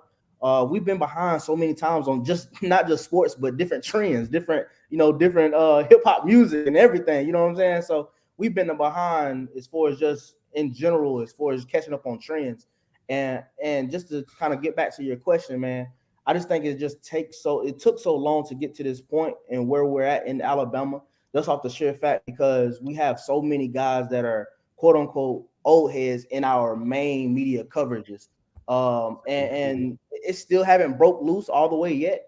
But I feel like we have more guys like myself, a couple more other guys that I've met along the way that are kind of building those bridges on Twitter, X, whatever you want to call it, Instagram, Facebook, everything that's breaking kind of those molds and getting to those kids on a first name basis through social media and not wait until they get, on front of the newspaper cover. You know what I'm saying? Exactly. So, but I'm sure all three of us, I'm not just speaking for myself, want to give you a flowers for definitely, if not kicking the door down yet, but for starting to loosen up the bolts around the door hinges. Just kind of give us a little insight into the 2025 class, man. Who's somebody that at the top of the list that we should definitely keep our eye on? Who's somebody who's a little bit behind closed doors right now? That's not really in the headlines of the newspaper articles. Who's somebody we should keep our eyes on and ears are open for? Man, that's a really good question. I'll give you just one star, like off the top that everybody should know nationally. Naeem Alford, class 2025 guy out of Parker, had a pick six against Jalen Mbakwe in the semifinal round when they played him at their place. Of course, if he's not a 5-star already, he's probably going to pick up his 5th star here in the spring. No, he's got it. Yeah, I would say if he's not already got it, he should have it. He's one for sure. I like for sure. Let me think of somebody around in the north because I cover a lot of the state, but I'm predominantly in the Metro Birmingham area and North Alabama. So like your Florence, Huntsville area and stuff like that. Okay. Let me think real quick. Now it's this one kid, man. He was a freshman, so he'll be a sophomore. He played 1A ball. His name is, I don't want to get his name wrong. I think it's Severius Evans. He played for Decatur Heritage Christian Academy. And I believe he rushed for almost 2,000 yards. And I feel like that's the first time that's happened in that program's history. Wow. And by the way, this was a freshman running back. So I'm real big on if you can ball, regardless if it's 7, 1A, whatever ball you can ball. Let me think of some more guys for y'all that y'all might know or might not know. You know what I'm saying? Right. It's just 25 quarterback that I just got on maybe 2 to 3 months ago, Fort Payne High School. So if you're thinking it would be kind of like Rome, Georgia for you guys. You know what I'm saying? It'll be in that area of Alabama. But Dax Vardamore, he threw for 23, maybe 2,100 yards. I think he had about 5 or so hundred yards rushing. And I think he accumulated like maybe 33 touchdowns or so like that. So I'm very curious to see because we don't get that much. That's one thing that when I'm covering guys from the North Alabama part of the state, we don't get that much, guys that are kind of, stand out as quarterbacks.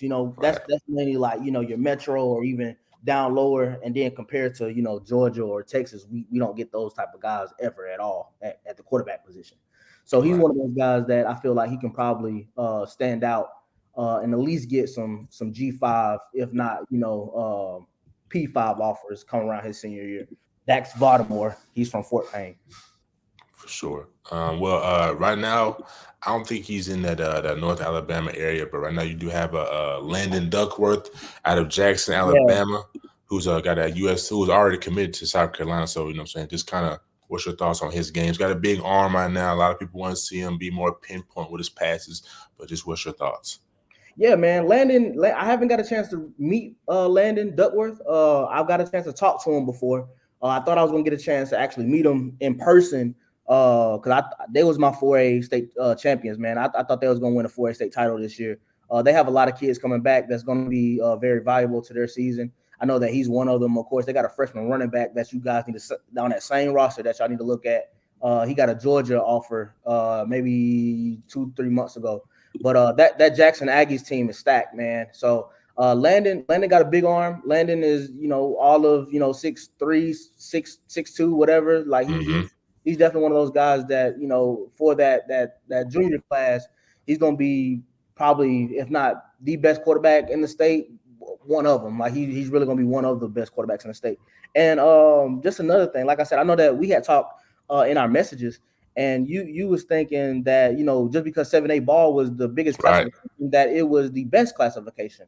And that's not all the way true in the state of Alabama. 6A, I would probably say, is the deepest and the best. 7A, of course, everybody knows Thompson. Everybody knows Hoover. You get the chance to know Vestavia Hills, Oak Mountain, Dothan, Mary G, Montgomery, all those schools. You get a chance to get to know all those schools. But 6A, man, is the deepest classification. If nobody else knows anything about Alabama football, 6A football is the best classification in the state of Alabama for like us. 4A football is good. It's just small ball, man. So if you get one of those special players like a Landon Duckworth, they can really set you apart from any other 4A program in the state of Alabama. I throw one of my guys in there that he just committed. He flipped from Troy. And he's going to ULM, Louisiana Monroe. So Jimmy Ogle, quarterback out of Jacksonville High School. I'm a Jacksonville alum, and he was one of those guys where he was a P5 kid through and through. His dad played at Jacksonville State as a running back. He was a running back coach there, and he was one of those guys that could just spin it off platform, spin it in the pocket. He can run everything, every bit of 6'3", too. And I think that ULM is going to get a solid kid out of that. Out of him. So, like I said, it just 4A football, man. 4A football is one of my better classifications. I like it a lot, just because that's what I played. You know what I'm saying? So I got a lot of odds there. And then 6A is, like I said, our best. For sure. I can't let. Of course, there's a couple more questions we're going to ask you, but I can't let you go without asking you about last night's game. What's the talk around the town? You know what I'm saying, with Bama going outside like they did yesterday. See, look, man. When you talk to me, I'm not a traditional just through and through Alabama. Yeah. You know what I'm saying? Like I watch sports. You know what I'm saying? So I just think that ultimately, man, that play call at the end, everybody talking about how he could have got up in behind the guard and stuff like that, but. Like I said, you leave the outside backer, or what I'm saying, the overhang out there, that gap is gone. You know what I'm saying? So I just don't think with knowing that knowledge, and then on top of him kind of getting a low snap, I think for a Milroe that's not really a totally bad snap, a bot snap, but it's something he could have worked with. You know what I'm saying? If it would have been a little bit better. Ultimately, man, Alabama was not Alabama this year. Uncharacteristic mistakes, stupid penalties. You know what I'm saying? Not Nick Saban like football, not Roll Tide football. So, like I said, Michigan is they're a team that is fundamentally sound. Always has been. They just haven't been kind of like better than they haven't been better than Ohio State. I'll say that. You know what I'm saying? They ain't been better than their counterpart that have won championships in the recent years. This year, like I said. They got a solid running game. I really do love the running game. And then McCarthy is one of those guys where he's been a gamer maybe, the last few years. You know what I'm saying? Like he's been okay. You know what I'm saying? So I just think they were just a better team at that point in time. And then, like I said, I just think they're just more disciplined. You get 6 sacks on an Alabama front, you're playing some ball. You know what I'm saying? So that's really good stuff. The other matchup was a shootout. I can't wait to see. Honestly, people talking about how it would have been a better thing to see Alabama and Texas play. Of course, it probably would have been more, media attention and more views and all that type of stuff. You know what I'm saying? Whatever. But real football fans know, I feel like I want to see one of the best quarterbacks in the Pac-12, probably, you know what I'm saying, top 5 quarterbacks that could enter the draft, and Penix Jr. against that front 7 in Michigan. And that's what I want to see. I want to see a Penix Jr. I want to see a Penix really going to be like one of those top tier guys, not winning the Heisman and all that type of stuff, and be like a top round draft pick for real. That's what I want to see. Facts. I see you had your hand out, Jerome. Go ahead and enlighten us. I gotta mention this, being a Michigan fan myself. I don't want to take too much time. We're gonna be talking about this tomorrow on our RPO college podcast tomorrow. But I do want to say, when you talked about the low snap, I don't get that on Monroe. He played a phenomenal game for what he was put into. That offensive line was the reason why they lost that game. That, and even people were talking about the last play. If you look at it, that play probably would have worked if that ball wasn't that low. When you have a ball shooting at you that low, you have to adjust to that. So he had to grab it, and then he had to sprint up because it was already an RPO. So the play was messed up from the beginning with that snap. Now, when you do that, you kind of panic, and he kind of panicked. He had to run. A lot of people say, oh, he should have went to the outside. He didn't have time to because he was running with his head down like this. So, it's hard for you to see the field when your head's down like this. So I'm going to blame that on the snap. We're going to get a little bit more intensified conversation with that tomorrow on our podcast. But I just wanted to, point that out and say that. But Alabama played a hell of a game. I don't want anybody to take that away from Alabama. They played a hell of a game. It was a fun game to watch. I hope none of the Alabama fans are disappointed in that because, in the beginning of the season, nobody thought that was going to be as good or even make the playoffs this year as it was, especially once you lost to Texas. So I started getting hot at the right moment. So shout out to Alabama because I don't think any team could have got out of that little rump that was in the beginning of the season. So shout out to Nick Saban, shout out to Alabama. You had an incredible season. I don't want to take anything from you guys. Yeah, definitely. I mean, it was you take timeouts back to back. They took a timeout, then Alabama took a timeout. By the way, I'm not even an Alabama fan. I'm an Auburn fan, so I get double flack anyway, regardless.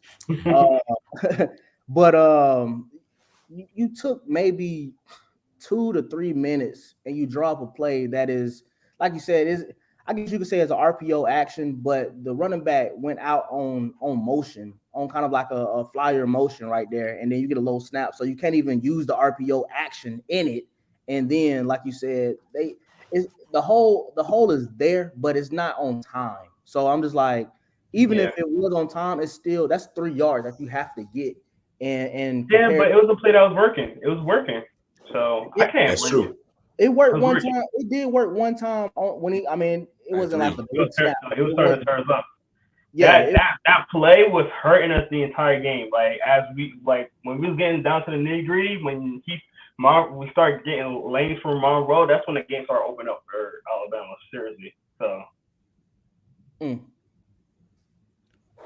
Yeah, that little misdirection and kind of threw out the linebacker to safety and kind of gave that little lane. Mm-hmm. But let's see. So what's some plans for you, brother? You know what I'm saying? I know football's kind of slowing down a little bit right now. Have you heard any early words on any big 7-on-7 showcases? You know what I'm saying? Just kind of let us know what you're going to be doing in the near future. Yeah, I'll open up to a lot of other different sports around this time. I'll be doing some light basketball. I might even work some baseball in there a little bit, just off the cusp of just, business oriented things. But when we get back to football, we have some 7-on-7 circuits that I might entertain here in the near future. Never know. I know I work with a 7-on-7 team that's very local here. So we'll see if they enter into some tournaments. They'll be doing some battle. They'll shock doctor all those guys and stuff like that. So hopefully they'll get a chance to kind of compete and things like that. Main thing is it is kind of a slow period for maybe the next couple of weeks, but after this point, for me especially, I'll start putting together, like right now, I think I dropped something on my Insta story that we'll be dropping our postseason top 25 list. So what we'll do is we'll break it up into 5 sections of the whole state. So we'll do North, we'll do South, Central, East and West. So we'll break it up into top 25 of every section, not just a top 25 of the whole state or just North South or stuff like that. Because I feel like, especially the background that I have anyway, as far as like exposure with kids, I get a chance to meet a lot of good kids that may not make a Rivals or a 247 or On 3 or something like that. There might be some dogs, you know what I'm saying? But I feel like it gives them an opportunity to get on a list that they deserve, and then on top of the connections that I've been able to make, just through you guys, through anybody that I've met, the guys that you might see on that list, you be like, oh, like let me look this guy up. You know what I'm saying? Let me find something out about this guy. So that's the main reason why I do it for. And like I said, I can probably, a lot of those lists, especially the Central, I probably go 100 deep, but I just cap it to 25 just to kind of keep some continuity in there. But we'll start doing that 7-on-7s. And then we'll look back up, and it'll be time for some jamborees and spring football again. Facts. We definitely respect the Unlock Your Game brand, but I noticed you said we, and I know it's for sports. It's tough to do it as one man. So how did you kind of cultivate your team, and how did you cultivate your team? Pretty much is the question. Yeah, good question. We're still building. It's an everyday thing. This past year was definitely a growing experience. It's still mainly I would say myself, but when we do have some guys in there that will work, will work. You know what I'm saying? Like I'm not one of those guys that are shy away from working. Like that's the way. It's no shortcuts to success, man. You can't just because of the followers don't equal up to dollars. You know what I'm saying? So once you get those followers, you gotta feed them. You got to make them turn into dollars. You know what I'm saying? Right.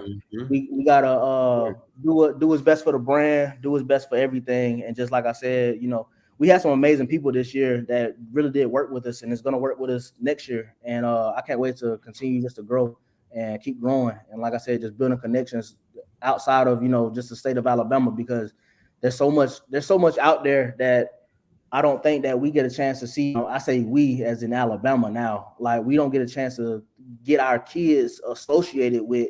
That's why I'm trying to tie all this together. So bear with me.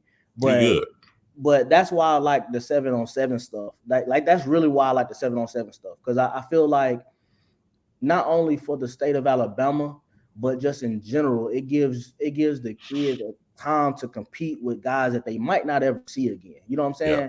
And on top of not seeing them again, like it gives you kind of some type of confidence going into your season to be like, man, I was locking down. Like the Hoover 7-on-7, they had they had Travis Hunter out there. You know what I'm saying?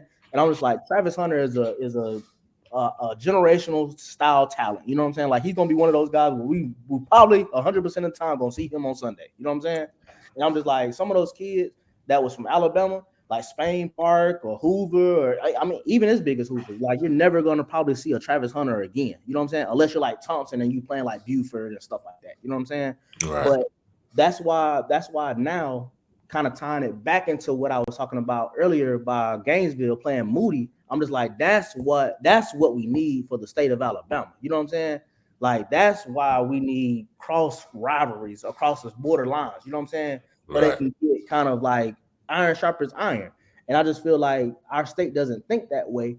But you have coaches now that have been kind of, in that 7-on-7 circuit, or kind of like in that, that lane of having media exposure to them, that kind of like show them, hey, you know what I'm saying? Look what Battle got going on out here in, Southern California, or, DC, or wherever they're doing. And we're trying to bring that to, it's not a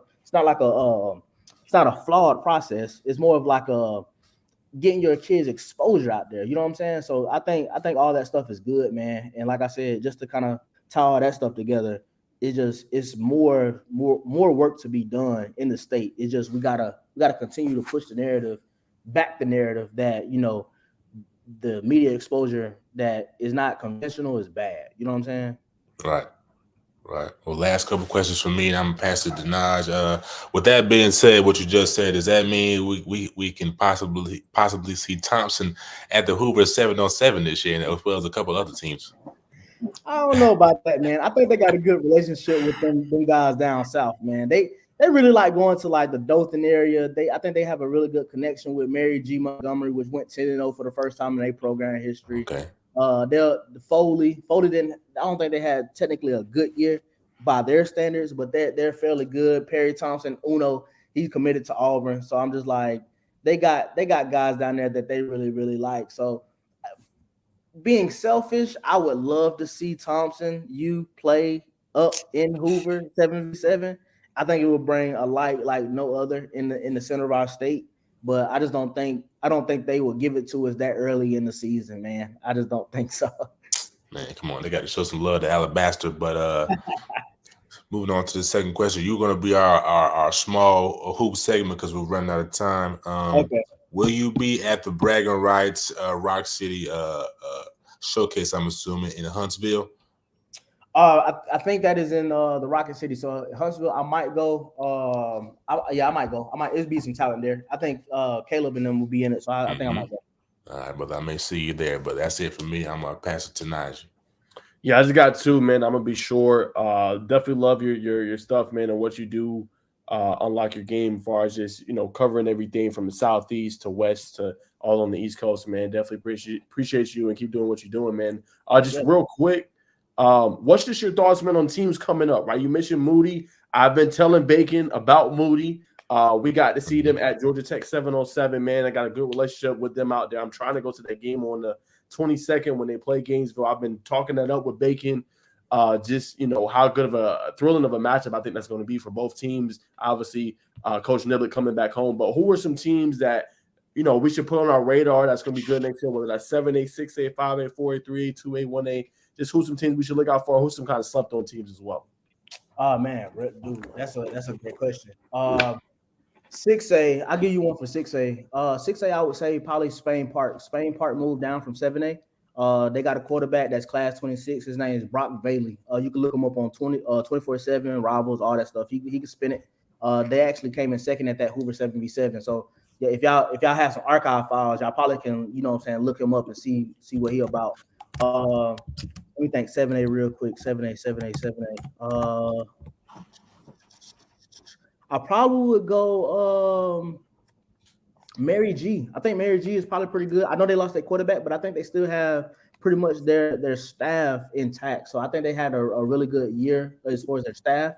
And I think they can, possibly run it back because I don't think that outside of Central Phoenix City won the 7A this year. I know Thompson going to try to get their redemption tour going on and stuff like that. But Mary G was one of those programs where I felt like was really, really good. They went 10-0 this year, and I think they're going to be pretty good this year again. For 5A, let me think for 5A real quick. 5A, it'd be hard for me to say Moody now. I think Moody's going to be kind of like one of those programs where they got to the third round. They was really good. I know they lost a good bit of talent, but they should still be well coached enough to get to the second or third round. Let me think of some more programs up in there. That's 5A. I'm really trying to think off my head. Like I ain't looking nothing up for you guys. Like I'm thinking off my head. You know what I'm saying? That's just how thorough you are, man. Yeah. Let me think. I'm gonna skip that. I'm gonna go 4A. 4A. I probably would say West Morgan. Like West, that's an underrated one for you. Bro. West Morgan High School. This was probably their best year. They lost to Cherokee County in the semifinal. Yeah, no. In the quarterfinals round, they lost back-to-back times to Cherokee County, which lost back-to-back times in the championship in 4A football. So that just goes to show you how good West Morgan is this year and last year. So they're really good. Cherokee County is a school that it shouldn't be too hard for you to look that program up. Back-to-back red maps. They lost in the finals twice to two really good teams. Andalusia, which had like Power 5 guys, and then on top of that, they had Montgomery Catholic, which had like a really good quarterback. 3A, can't think enough 3A for y'all real quick. And then I'll probably go Decatur Heritage Christian Academy for 1A. That's probably about it. And then 2A, probably like it's some country schools, but Pisgah and stuff like that. You know what I'm saying? They pretty good. Okay, got you. And then last one, man, will you be at the 707 again when Hoover hosted this year? And then I guess, man, just real quick, just to pick your brain, man, what advice would you give just upcoming journalists that want to do what you do, man, and want to be out there and kind of, expose themselves and kind of put themselves on the map in the industry, kind of like, who is kind of where you get to where you can be, to kind of start, and then your hard work kind of speaks for itself. What would you tell them? Yeah, for sure. I think first of all, man, you gotta put yourself out there, and not even just put yourself out there, but you gotta know how to first, it just comes with just how you treat people. You know what I'm saying? Like just building connections and how you treat folks, regardless if they high on the totem pole or if they, they low. You know what I'm saying? Like you got to treat everybody with humility and respect, because you never know who gonna be the next one that might be the next one. You know what I'm saying? So, and that goes for athletes, and that goes for us guys as journalists, and just making brands and media stuff as well. You know what I'm saying? Like I don't know who you might know in the next 5 to 10 years that I need to be knowing. You know what I'm saying? So it just all goes with that. But at the Hoover 7v7, man, I just think that just continuing, if you're gonna start, you're gonna see me there. You'll see me there. But I'll be there. You know what I'm saying? But just continue to connect with guys that really take the craft serious and not just looking for clout at the 7v7 or at the basketball tournament or whatever. You know what I'm saying? The Rocket City Classic or anything, that Huntsville Hoop City Classic. Don't follow those guys, man. Follow the guys that's really connected to their sport, really want to do something and better their craft, not just for themselves, but they want to put on for the athletes that have their attention and following them, because that's the main thing. We're trying to change the athletes, you know what I'm saying? The athletes' perspective. We ain't trying to gain our own clout. You know what I'm saying? I appreciate you guys knowing the brand, and I feel like the brand is very recognizable between states and amongst my state. But for one thing that I want people to know, I'm a real person. Like at the end of the day, I'm gonna give you how I feel, and it's never gonna be disrespectful. I might be critical, you know what I'm saying? And I might have a thought that might not go against or go with what you think, you know what I'm saying? But at the end of the day, it all comes from a place of love. That's what I want my athletes to know. You know what I'm saying? That's a good point. I'll throw it to you, Jerome, for what you got. No, definitely. Excuse me. Definitely, I think that you got a good brand. I just follow you from inside the hashes, so you guys. I'm follow you right now. Yeah, unlock your game. They got 13,000 on Instagram right now. His content is really good content as well, so make sure you check that out, man. I really do appreciate you pinning us on game about the schools down in Alabama. I'm a Jersey guy. I just came down to Georgia, so I'm not familiar with South football, and I didn't know how crazy and wild it was, and how many teams are down here. My first exposure to Alabama football was Central versus IG Academy last year. I'm real close with IG Academy. I've been there a lot of times, and in that game, I was giving it to them at first. I was giving it to them. Now, IG Academy is a different school. You know what I mean? They get a lot of talent down there. Right. From across the country. But you guys look pretty good out of there. Is there any other elite teams that you want to let us know about outside of the ones that you already kind of mentioned? Elite teams. Like I said, Cherokee County is one of them for 4A. If you want to check real deep, you can actually follow them on. I'm gonna give you guys that I know that's on Instagram, so you can really check them out. So Cherokee County, you can look them up. They are the Warriors. They're yellow, black, and white. So you can check them out. Like I said, back time they went to the semis. Check them out for real. Excuse me. Another program. I wouldn't say they're elite, but they elite for the North. I feel like they can be elite. James Clemens High School. They had a guy that really flew under the radar, man. Literally, his name is Jalen Brown. He was 6'5", had long wingspan potential. Defensive end, he was probably about 265, maybe 270, somewhere around off in there. And he went from I kid you not, he went from Southern Illinois to being committed to Mizzou. You know what I'm saying? In one season. One season. I seen him in March. He only had Southern Illinois. Now, January 2nd, probably he committed 3 weeks ago. He committed to Mizzou. And he ended with 20-something offers. Had a really good season. So James Clemens is another one. They're the Jets. They're 7A. They up here in the North. 2 years ago, they went 10-0. They had a quarterback that played. His name is Gio Lopez. He just threw 4 touchdowns against Eastern Michigan. I'm pretty sure y'all seen that when they had that big old brawl at the end. You know what I'm saying? They had that stuff going on. So Gio Lopez, he was a really cool guy. Left-handed quarterback, tossed 10 touchdowns. So I would say they for the North, especially for the North. But definitely check out Cherokee County if you want to look up. Because you ain't gonna get that information right there. You ain't gonna get nobody to tell you Cherokee County is gonna be a top-notch program. Everybody gonna tell you like Hoover, Thompson, or you know what I'm saying, some Central now. They're gonna say Auburn or something like that. You know what I'm saying? Like nobody ain't gonna tell you Cherokee County. You know what I'm saying? Nobody ain't gonna tell you like Montgomery Catholic. Nobody ain't gonna tell you like well, he already knew about Moody because Gainesville, you know what I'm saying? But nobody ain't gonna tell you Moody, you know what I'm saying, stuff like that. So I'm gonna tell you something different to make you be like, dang, like that boy know his stuff, you know what I'm saying? Mm-hmm. Yeah. Last question, brother. We'll let you go. I just want you to elaborate a little bit more on what you said about just changing the perspective of the athlete. That was big. Yeah. So like I said, just changing the perspective of the athletes, man. Because like I said, I feel like they follow a lot of. I mean, we all probably above like what 25 in here. You know what I'm saying? Yeah, for sure. So everybody above 25. So we done kind of, you know what I'm saying, realize what our potential is, what we gonna become, all this kind of stuff. You know what I'm saying? Like we kind of got a good grasp on what we need to be or what we want to go. You know what I'm saying? Mm-hmm. So as far as the kids, man, you got to still think that they kids at the end of the day. So they 18 or younger. Sometimes, you know what I'm saying, they hit superstardom like Ryan Williams, 16 years old, getting UA All-American and all this other stuff. You know what I'm saying? So you don't know how everybody put them on the pedestal and everybody think they should be a certain type of way, but at the same time, they still playing Fortnite. You know what I'm saying? They still playing, you know what I'm saying, Madden, 2K, all that type of stuff. You know what I'm saying? Mm-hmm. So they still kids, just like we was once kids at that particular point in time. We just didn't have all the, you know, bells and whistles like they got going on right now. You know what I'm saying? Right. So just kind of like always keeping them first, always keeping them in mind when you put out any piece of content that's positive, or even it might not be per se positive. It might be something critical. You know what I'm saying? It might be something being like something simple like who got the best hands. You know what I'm saying? You might think that somebody else got the best hands better than Ryan Williams, and he might take that wrong. You know what I'm saying? But if you really built that relationship with him, and if he really knows you, or if someone knows your content that knows him,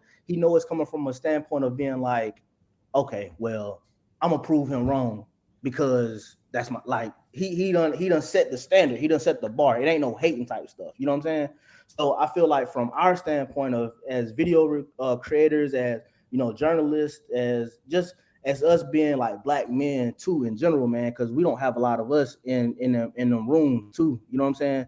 So I feel like we gotta tap into where we're actually not even really accepted, but kind of like we got to tap into where we can be heard and felt the most. You know what I'm saying? And once we build that, like I don't think there's not, like I said, when I go to these Super 7 events and stuff like that, yeah, like I might not have like, you know, I might not have been working at a news station for 20 plus years or whatever like that, but they coming to me asking me questions because I'm in cool with all the players. You know what I'm saying? Like I'm in cool with all the players. I'm getting cool with all the coaches. I'm pulling the same I'm pulling the same card that they can pull just because they got a media pass on. You see what I'm saying?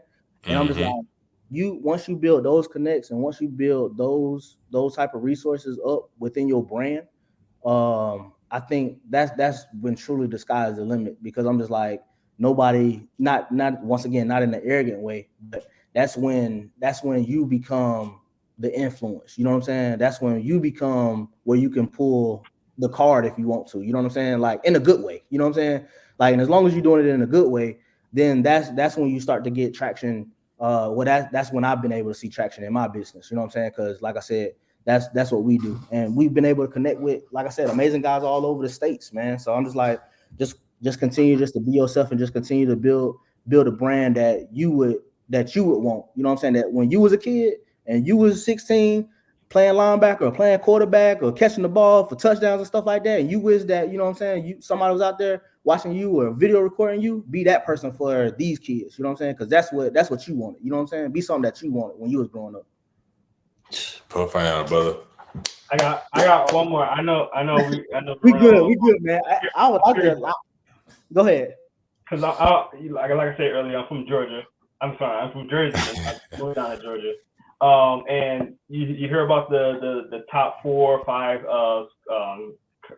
states in America that's a football bet. You got your colleges, you got your Texases, you got Florida, you got Georgia. I think those are at least to me are the top 4 guys. Georgia, I feel like is known for the DBs and wide receivers. Texas for the quarterbacks. Florida for their overall athletes. What is Alabama known for? First of all, I'm glad you asked me this question. Second of all, Alabama is, I can say this confidently, Alabama's, I think, is a top 5 state. But then, like, you know what I'm saying, nationally ranked. Like, I feel like we stamped that this year. I can say that. What we known for, though, right now, I probably would say we are known for, we're not really known. It's hard because I'm just like, when you think of Texas, you think QBs or you think like special receivers. Yeah, special. I'm talking about like special top the line receivers. You know what I'm saying? Yes. When you think Florida, you think speed, you think DBs, you think receivers. You know what I'm saying? Guys like that. Sometimes when you think Georgia or Texas, you think big men. You know what I'm saying? You think linemen. Yeah. You think DL. You know what I'm saying? Stuff like that. As far as Alabama, man, all I can say is like last year, like we just got guys. Like we just the top of the line guys are athletes, but they really are like DBs. You know what I'm saying? Like they're profound, solid DB work. You know what I'm saying? And then we got some guys that play receiver, but we ain't really known for receivers like that. So if I were to say what we known for, I would say that we probably either known for having solid all-around athletes or DBs that can play both sides. And then we got between Peter Woods and then a couple other guys that we had along the way. We had a couple D lines. So we haven't really kind of set a mantra of what we got, and that's all we got, or that's the main thing we got. But I would say that we have some amazing like skill position players right now. Like not the 24 class was special. Like I said, Jalen Mbakwe, Mario Craver, that's from Clay Charlottesville, Malcolm Simmons, that's Benjamin Russell. That's another one. That's another program that y'all should check out, Benjamin Russell. 2 years ago when you had Earl Woods, that's now Jacksonville State quarterback. He a quarterback, but he at once upon a time he played DB as well. You know what I'm saying? So I'm just like, it's a lot of different aspects to what we got. But I would say we are top 5 at. We're gonna be top 5, if not top 5 already, in nationally ranked too. Real quick, I just want to say the last point. Bacon, this is what I've been telling you. Alabama special is just what have you been saying, bro? When we went to these tournaments, bro, they just don't have the exposure. Coverage, yeah. It's there, bro. Like you talk about talent, it's eye for eye to me with Georgia. It just don't have the same type of exposure. That's the only difference in my opinion. We definitely just piggybacking off of what he said, like when you think of Georgia or any of them programs that's in Georgia, like they can be an average. They can be like, I don't even want to say they average, but like, because I really don't know North Cobb like that. You know what I'm saying? But I'm just like, I know they not like Buford, or I know they not like any of the other schools that's like that for real. But like North Cobb got better coverage than some of our top premier programs like in Alabama. You know what I'm saying? Mm-hmm. And I'm just like, it's terrible. Like it shouldn't be like that. Like, oh yeah, I'm talking about Oxford High School, Gaston City, 2 other programs that y'all can check out. You know what I'm saying? Oxford just got like a $10 million like a indoor. You know what I'm saying? Wow. So they got like a big old indoor. Same thing with Orange Beach and 4A football. Like they got a big old indoor facility that's going to be built this year, now 2024. But and Gaston City just went to like the 3rd round, lost to Parker, which I think gonna win 6A this upcoming year. But yeah, man, like I said, we just don't have the media coverage. And like I said, some of that stuff, it still starts. I feel responsible in a way because, like I said, when I first started, like there was no media coverage. I wouldn't say it was no media coverage, but there was like maybe like 1 or 2 guys that I really consider OGs because I'm just like, they covered me when I was in school. You know what I'm saying? So I'm just like, they was on Twitter back when Twitter wasn't, it was like you was subtweeting. and like you was doing when you was doing one of my followers, you know what I'm saying, stuff like that. You know what I'm saying? OMF, yeah. Yeah, you're right. So they was doing that when we was doing this. You know what I'm saying? So like I said, it's changing now, and I still try to stay closely connected with some of those guys, but I just think that it is slowly evolving. It needs to continue to pick up the pace. You know what I'm saying? Pick up the pace a lot more. You know what I'm saying? Thanks. Last one, brother. I promise this is the last one. Unless somebody else got last one, but you know what I'm saying, brother. You just so profound coming on. You know what I'm saying? Not just as a journalist, but as a man. So you know what I'm saying, how did you cultivate, you know what I'm saying, the man we're talking to today? Because I mean, you may have always been in this, you know what I'm saying, business, but I know in this life, you know what I'm saying, this journey, this trial and tribulation that we get, we have lows, we have highs, and it's a repeating cycle. So just kind of what cultivated you into the man you are today? What principles do you kind of keep close to your heart? I guess one of them I could relay it back to football, because that's like one of my main, that's like my love, like that's like one of my love sports. You know what I'm saying? Like I love that sport. I remember telling myself, and like this is no joke, like I remember telling myself, like it was a guy that was starting in front of me, you know what I'm saying? And I wanted to start that year, and it happened like maybe the third to last game of the season. Dude ended up quitting, but I outworked him, and then the coach put me in the position in front of it, and then that made him quit. You know what I'm saying? Like he quit after that. You know what I'm saying? But before all that had happened and transpired, it was like, if I wanted to do anything, I told myself at 15 that I was gonna work. If I couldn't get bigger than nobody, or I couldn't get no more stronger than the strongest person or faster than anybody, I told myself I ain't gonna be outworked. Like I'll outwork anybody. You know what I'm saying? Like I'll work harder than anybody that you put me up against. And they might beat me. They might get me that one time. You know what I'm saying? But I'm gonna get you again. You know what I'm saying? I'm gonna get you. You know what I'm saying? And I just think that I took that kind of like that one lesson. I got a lot of lessons, but I took that lesson particularly into like just business, to relationship, to, you know what I'm saying, friendships, to anything, that you just gotta continue to work your craft. You ain't perfect, nobody ain't perfect, but at the same time, you just gotta continue to work who you are. You know what I'm saying? Like wake up every day and work whoever you can be better than yourself that you wake up to every day. You know what I'm saying? And just continue to do that. And other things outside of that, man, just kind of like taking hard losses. You know what I'm saying? Yeah. You know, losing jobs. You know what I'm saying? Losing opportunities. What you feel like is opportunities. You know what I'm saying? But it always opens a door up for another opportunity. Like that. Once that door shuts, it's not really.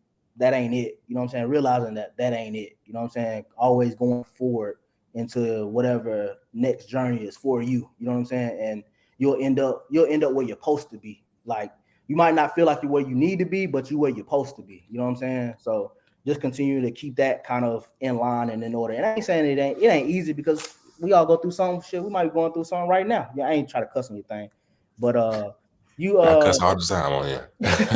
you might be going through something wrong right now, but at the same time, like us four getting on here, it might make you feel a little bit better about being like, man, I picked up something that such and such was talking about, or I picked up something that he was talking about, or who he was talking about, and it might make you feel like, man, this journey of sports journalism, or this journey of sports content creation is worth it. You know what I'm saying? And just keep on doing what you're doing. That's the main part, especially when it comes to, you know, us. Like I said, it ain't many of us doing it, and it might be a lot of doing it, but it ain't many of us that's getting the kind of love and recognition and the dollars behind it. I'll say that. That's it, man. Well, if nobody else has anything, speak now, forever hold your peace. This has been a legendary interview. We appreciate your time with Drew Gilman. Unlock Your Game, man. This is First and Foremost podcast, but we don't just give you the spiel. We keep it real, brother, and that's what the brother did today. So, man, we appreciate you, man, really. I like that. I like to say one thing, man, before we get off. Jerome, Najee, Bacon, man, it's been a pleasure talking to y'all, man. Just want to continue building relationships with y'all. I know a podcast is something that I've been looking into doing too as well. So I mean, if we can whatever you guys talk on the First and Foremost, we can relay that back to what we do it here at Unlock Your Game, man. I'd love to help you guys anytime that we can, and just let us continue to build relationships and just keep it going forward, man. Most definitely, man. Yes, sir. Sound good. Yep, but like I said, I just appreciate y'all for having me on, and like I said, if it'll be super dope to cut clips and like post this stuff on Instagram. Come on, man. You know what I'm saying? Man. Yeah. Yeah, for sure. Next time, Unlock Your Game, we gotta get your face though, man, because it's gonna be even better. You know what I'm saying? Yeah, man. So I can give you my face right now. I didn't want to get on. Hold on, real quick. I get you. I ain't from us, man. There you go. We need to see it. I gotta get a haircut, man. Hey, we understand, brother. We understand. I get it, brother. No problem, man. I'll be looking like that sometimes too. Yeah, I had to get it. See, I'm all scruffy at the top right there. But man.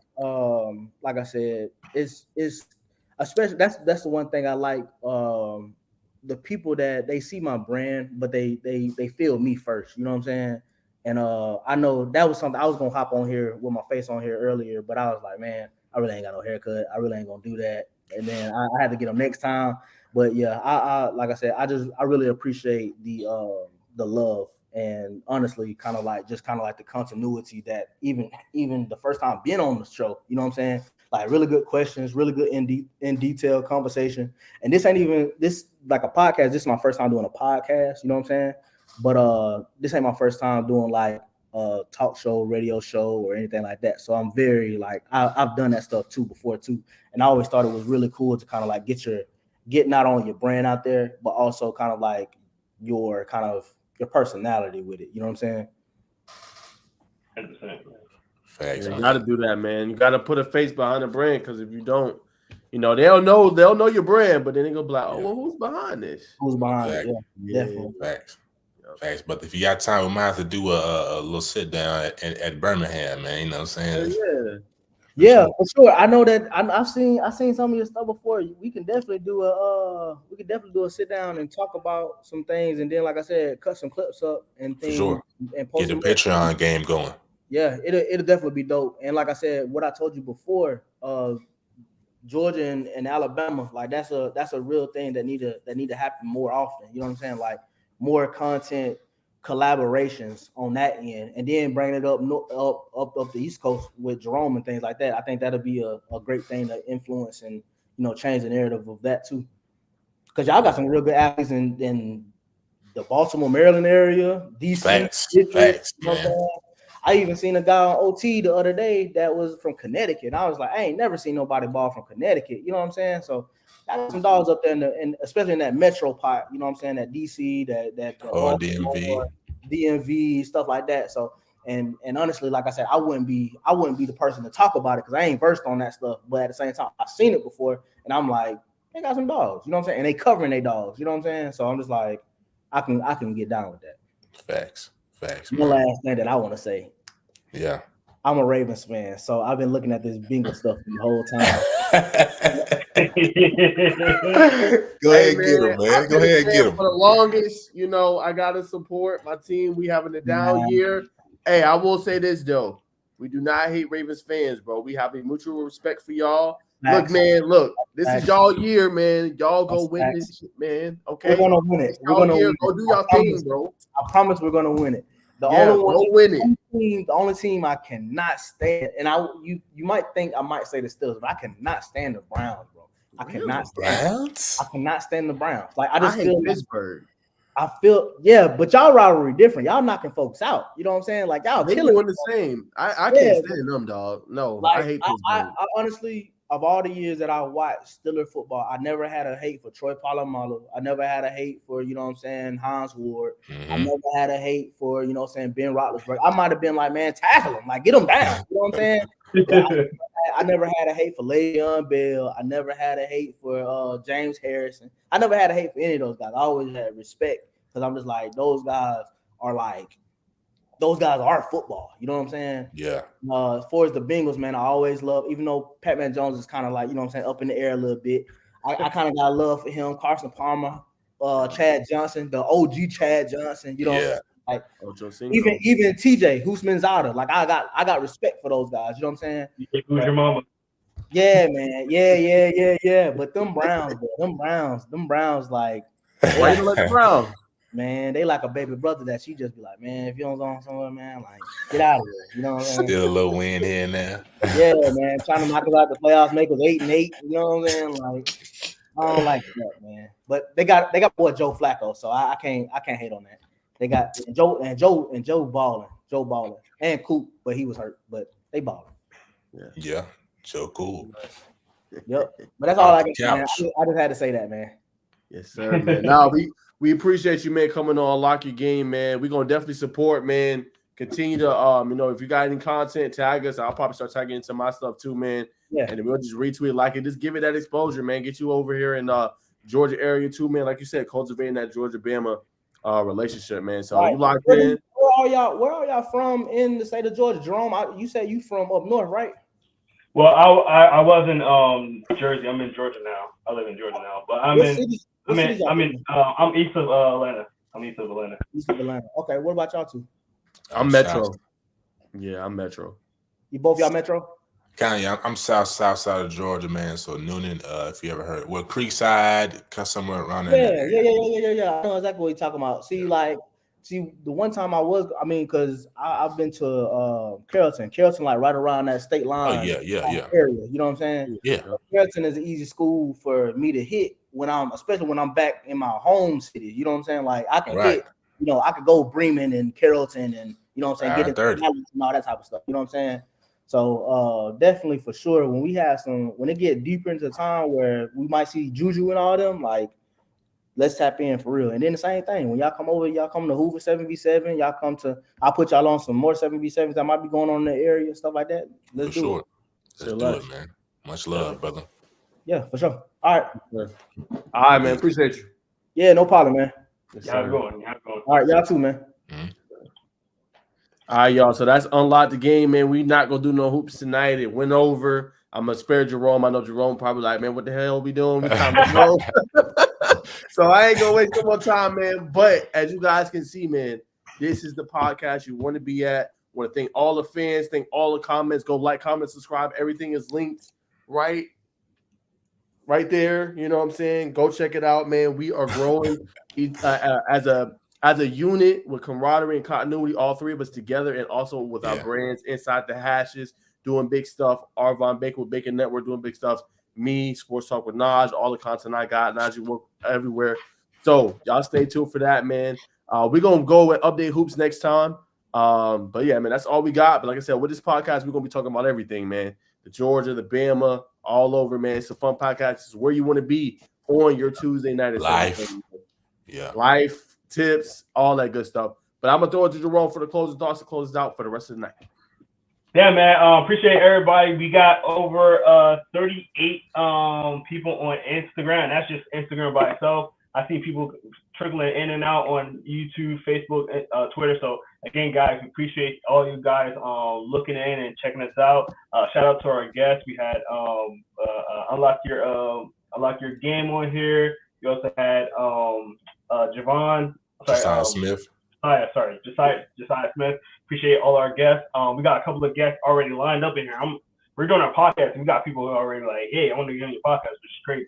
So we got some guests. We're gonna have some future guests coming on here, guys. So again, we appreciate you guys. Like Nas said, definitely hit that like and subscribe on all social medias down there. We're on Instagram, Facebook, Twitter, X, whatever you want to call it. We're all on those platforms. Make sure you check us out. We're gonna be live on Instagram, Facebook, Twitter, YouTube, Twitch, all that, man. Check us out on YouTube. We got the nice little you got the nice little thumbnail. So if you guys are, make sure that you go on the YouTube channel and like and subscribe and hit that notification button on there so you know when we are live, because we do hit that on there. We got the nice little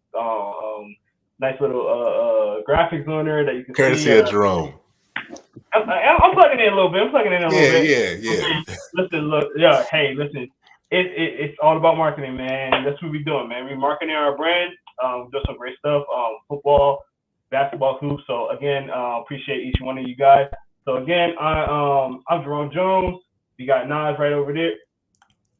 There you go. Yeah. Nas right over here. We got Bacon right at the bottom. Man, we appreciate each and every one of you guys, and I hope you guys have a great night. Enjoy y'all. Peace and love, families. Go Blue. Let's get it. Have a good one, guys.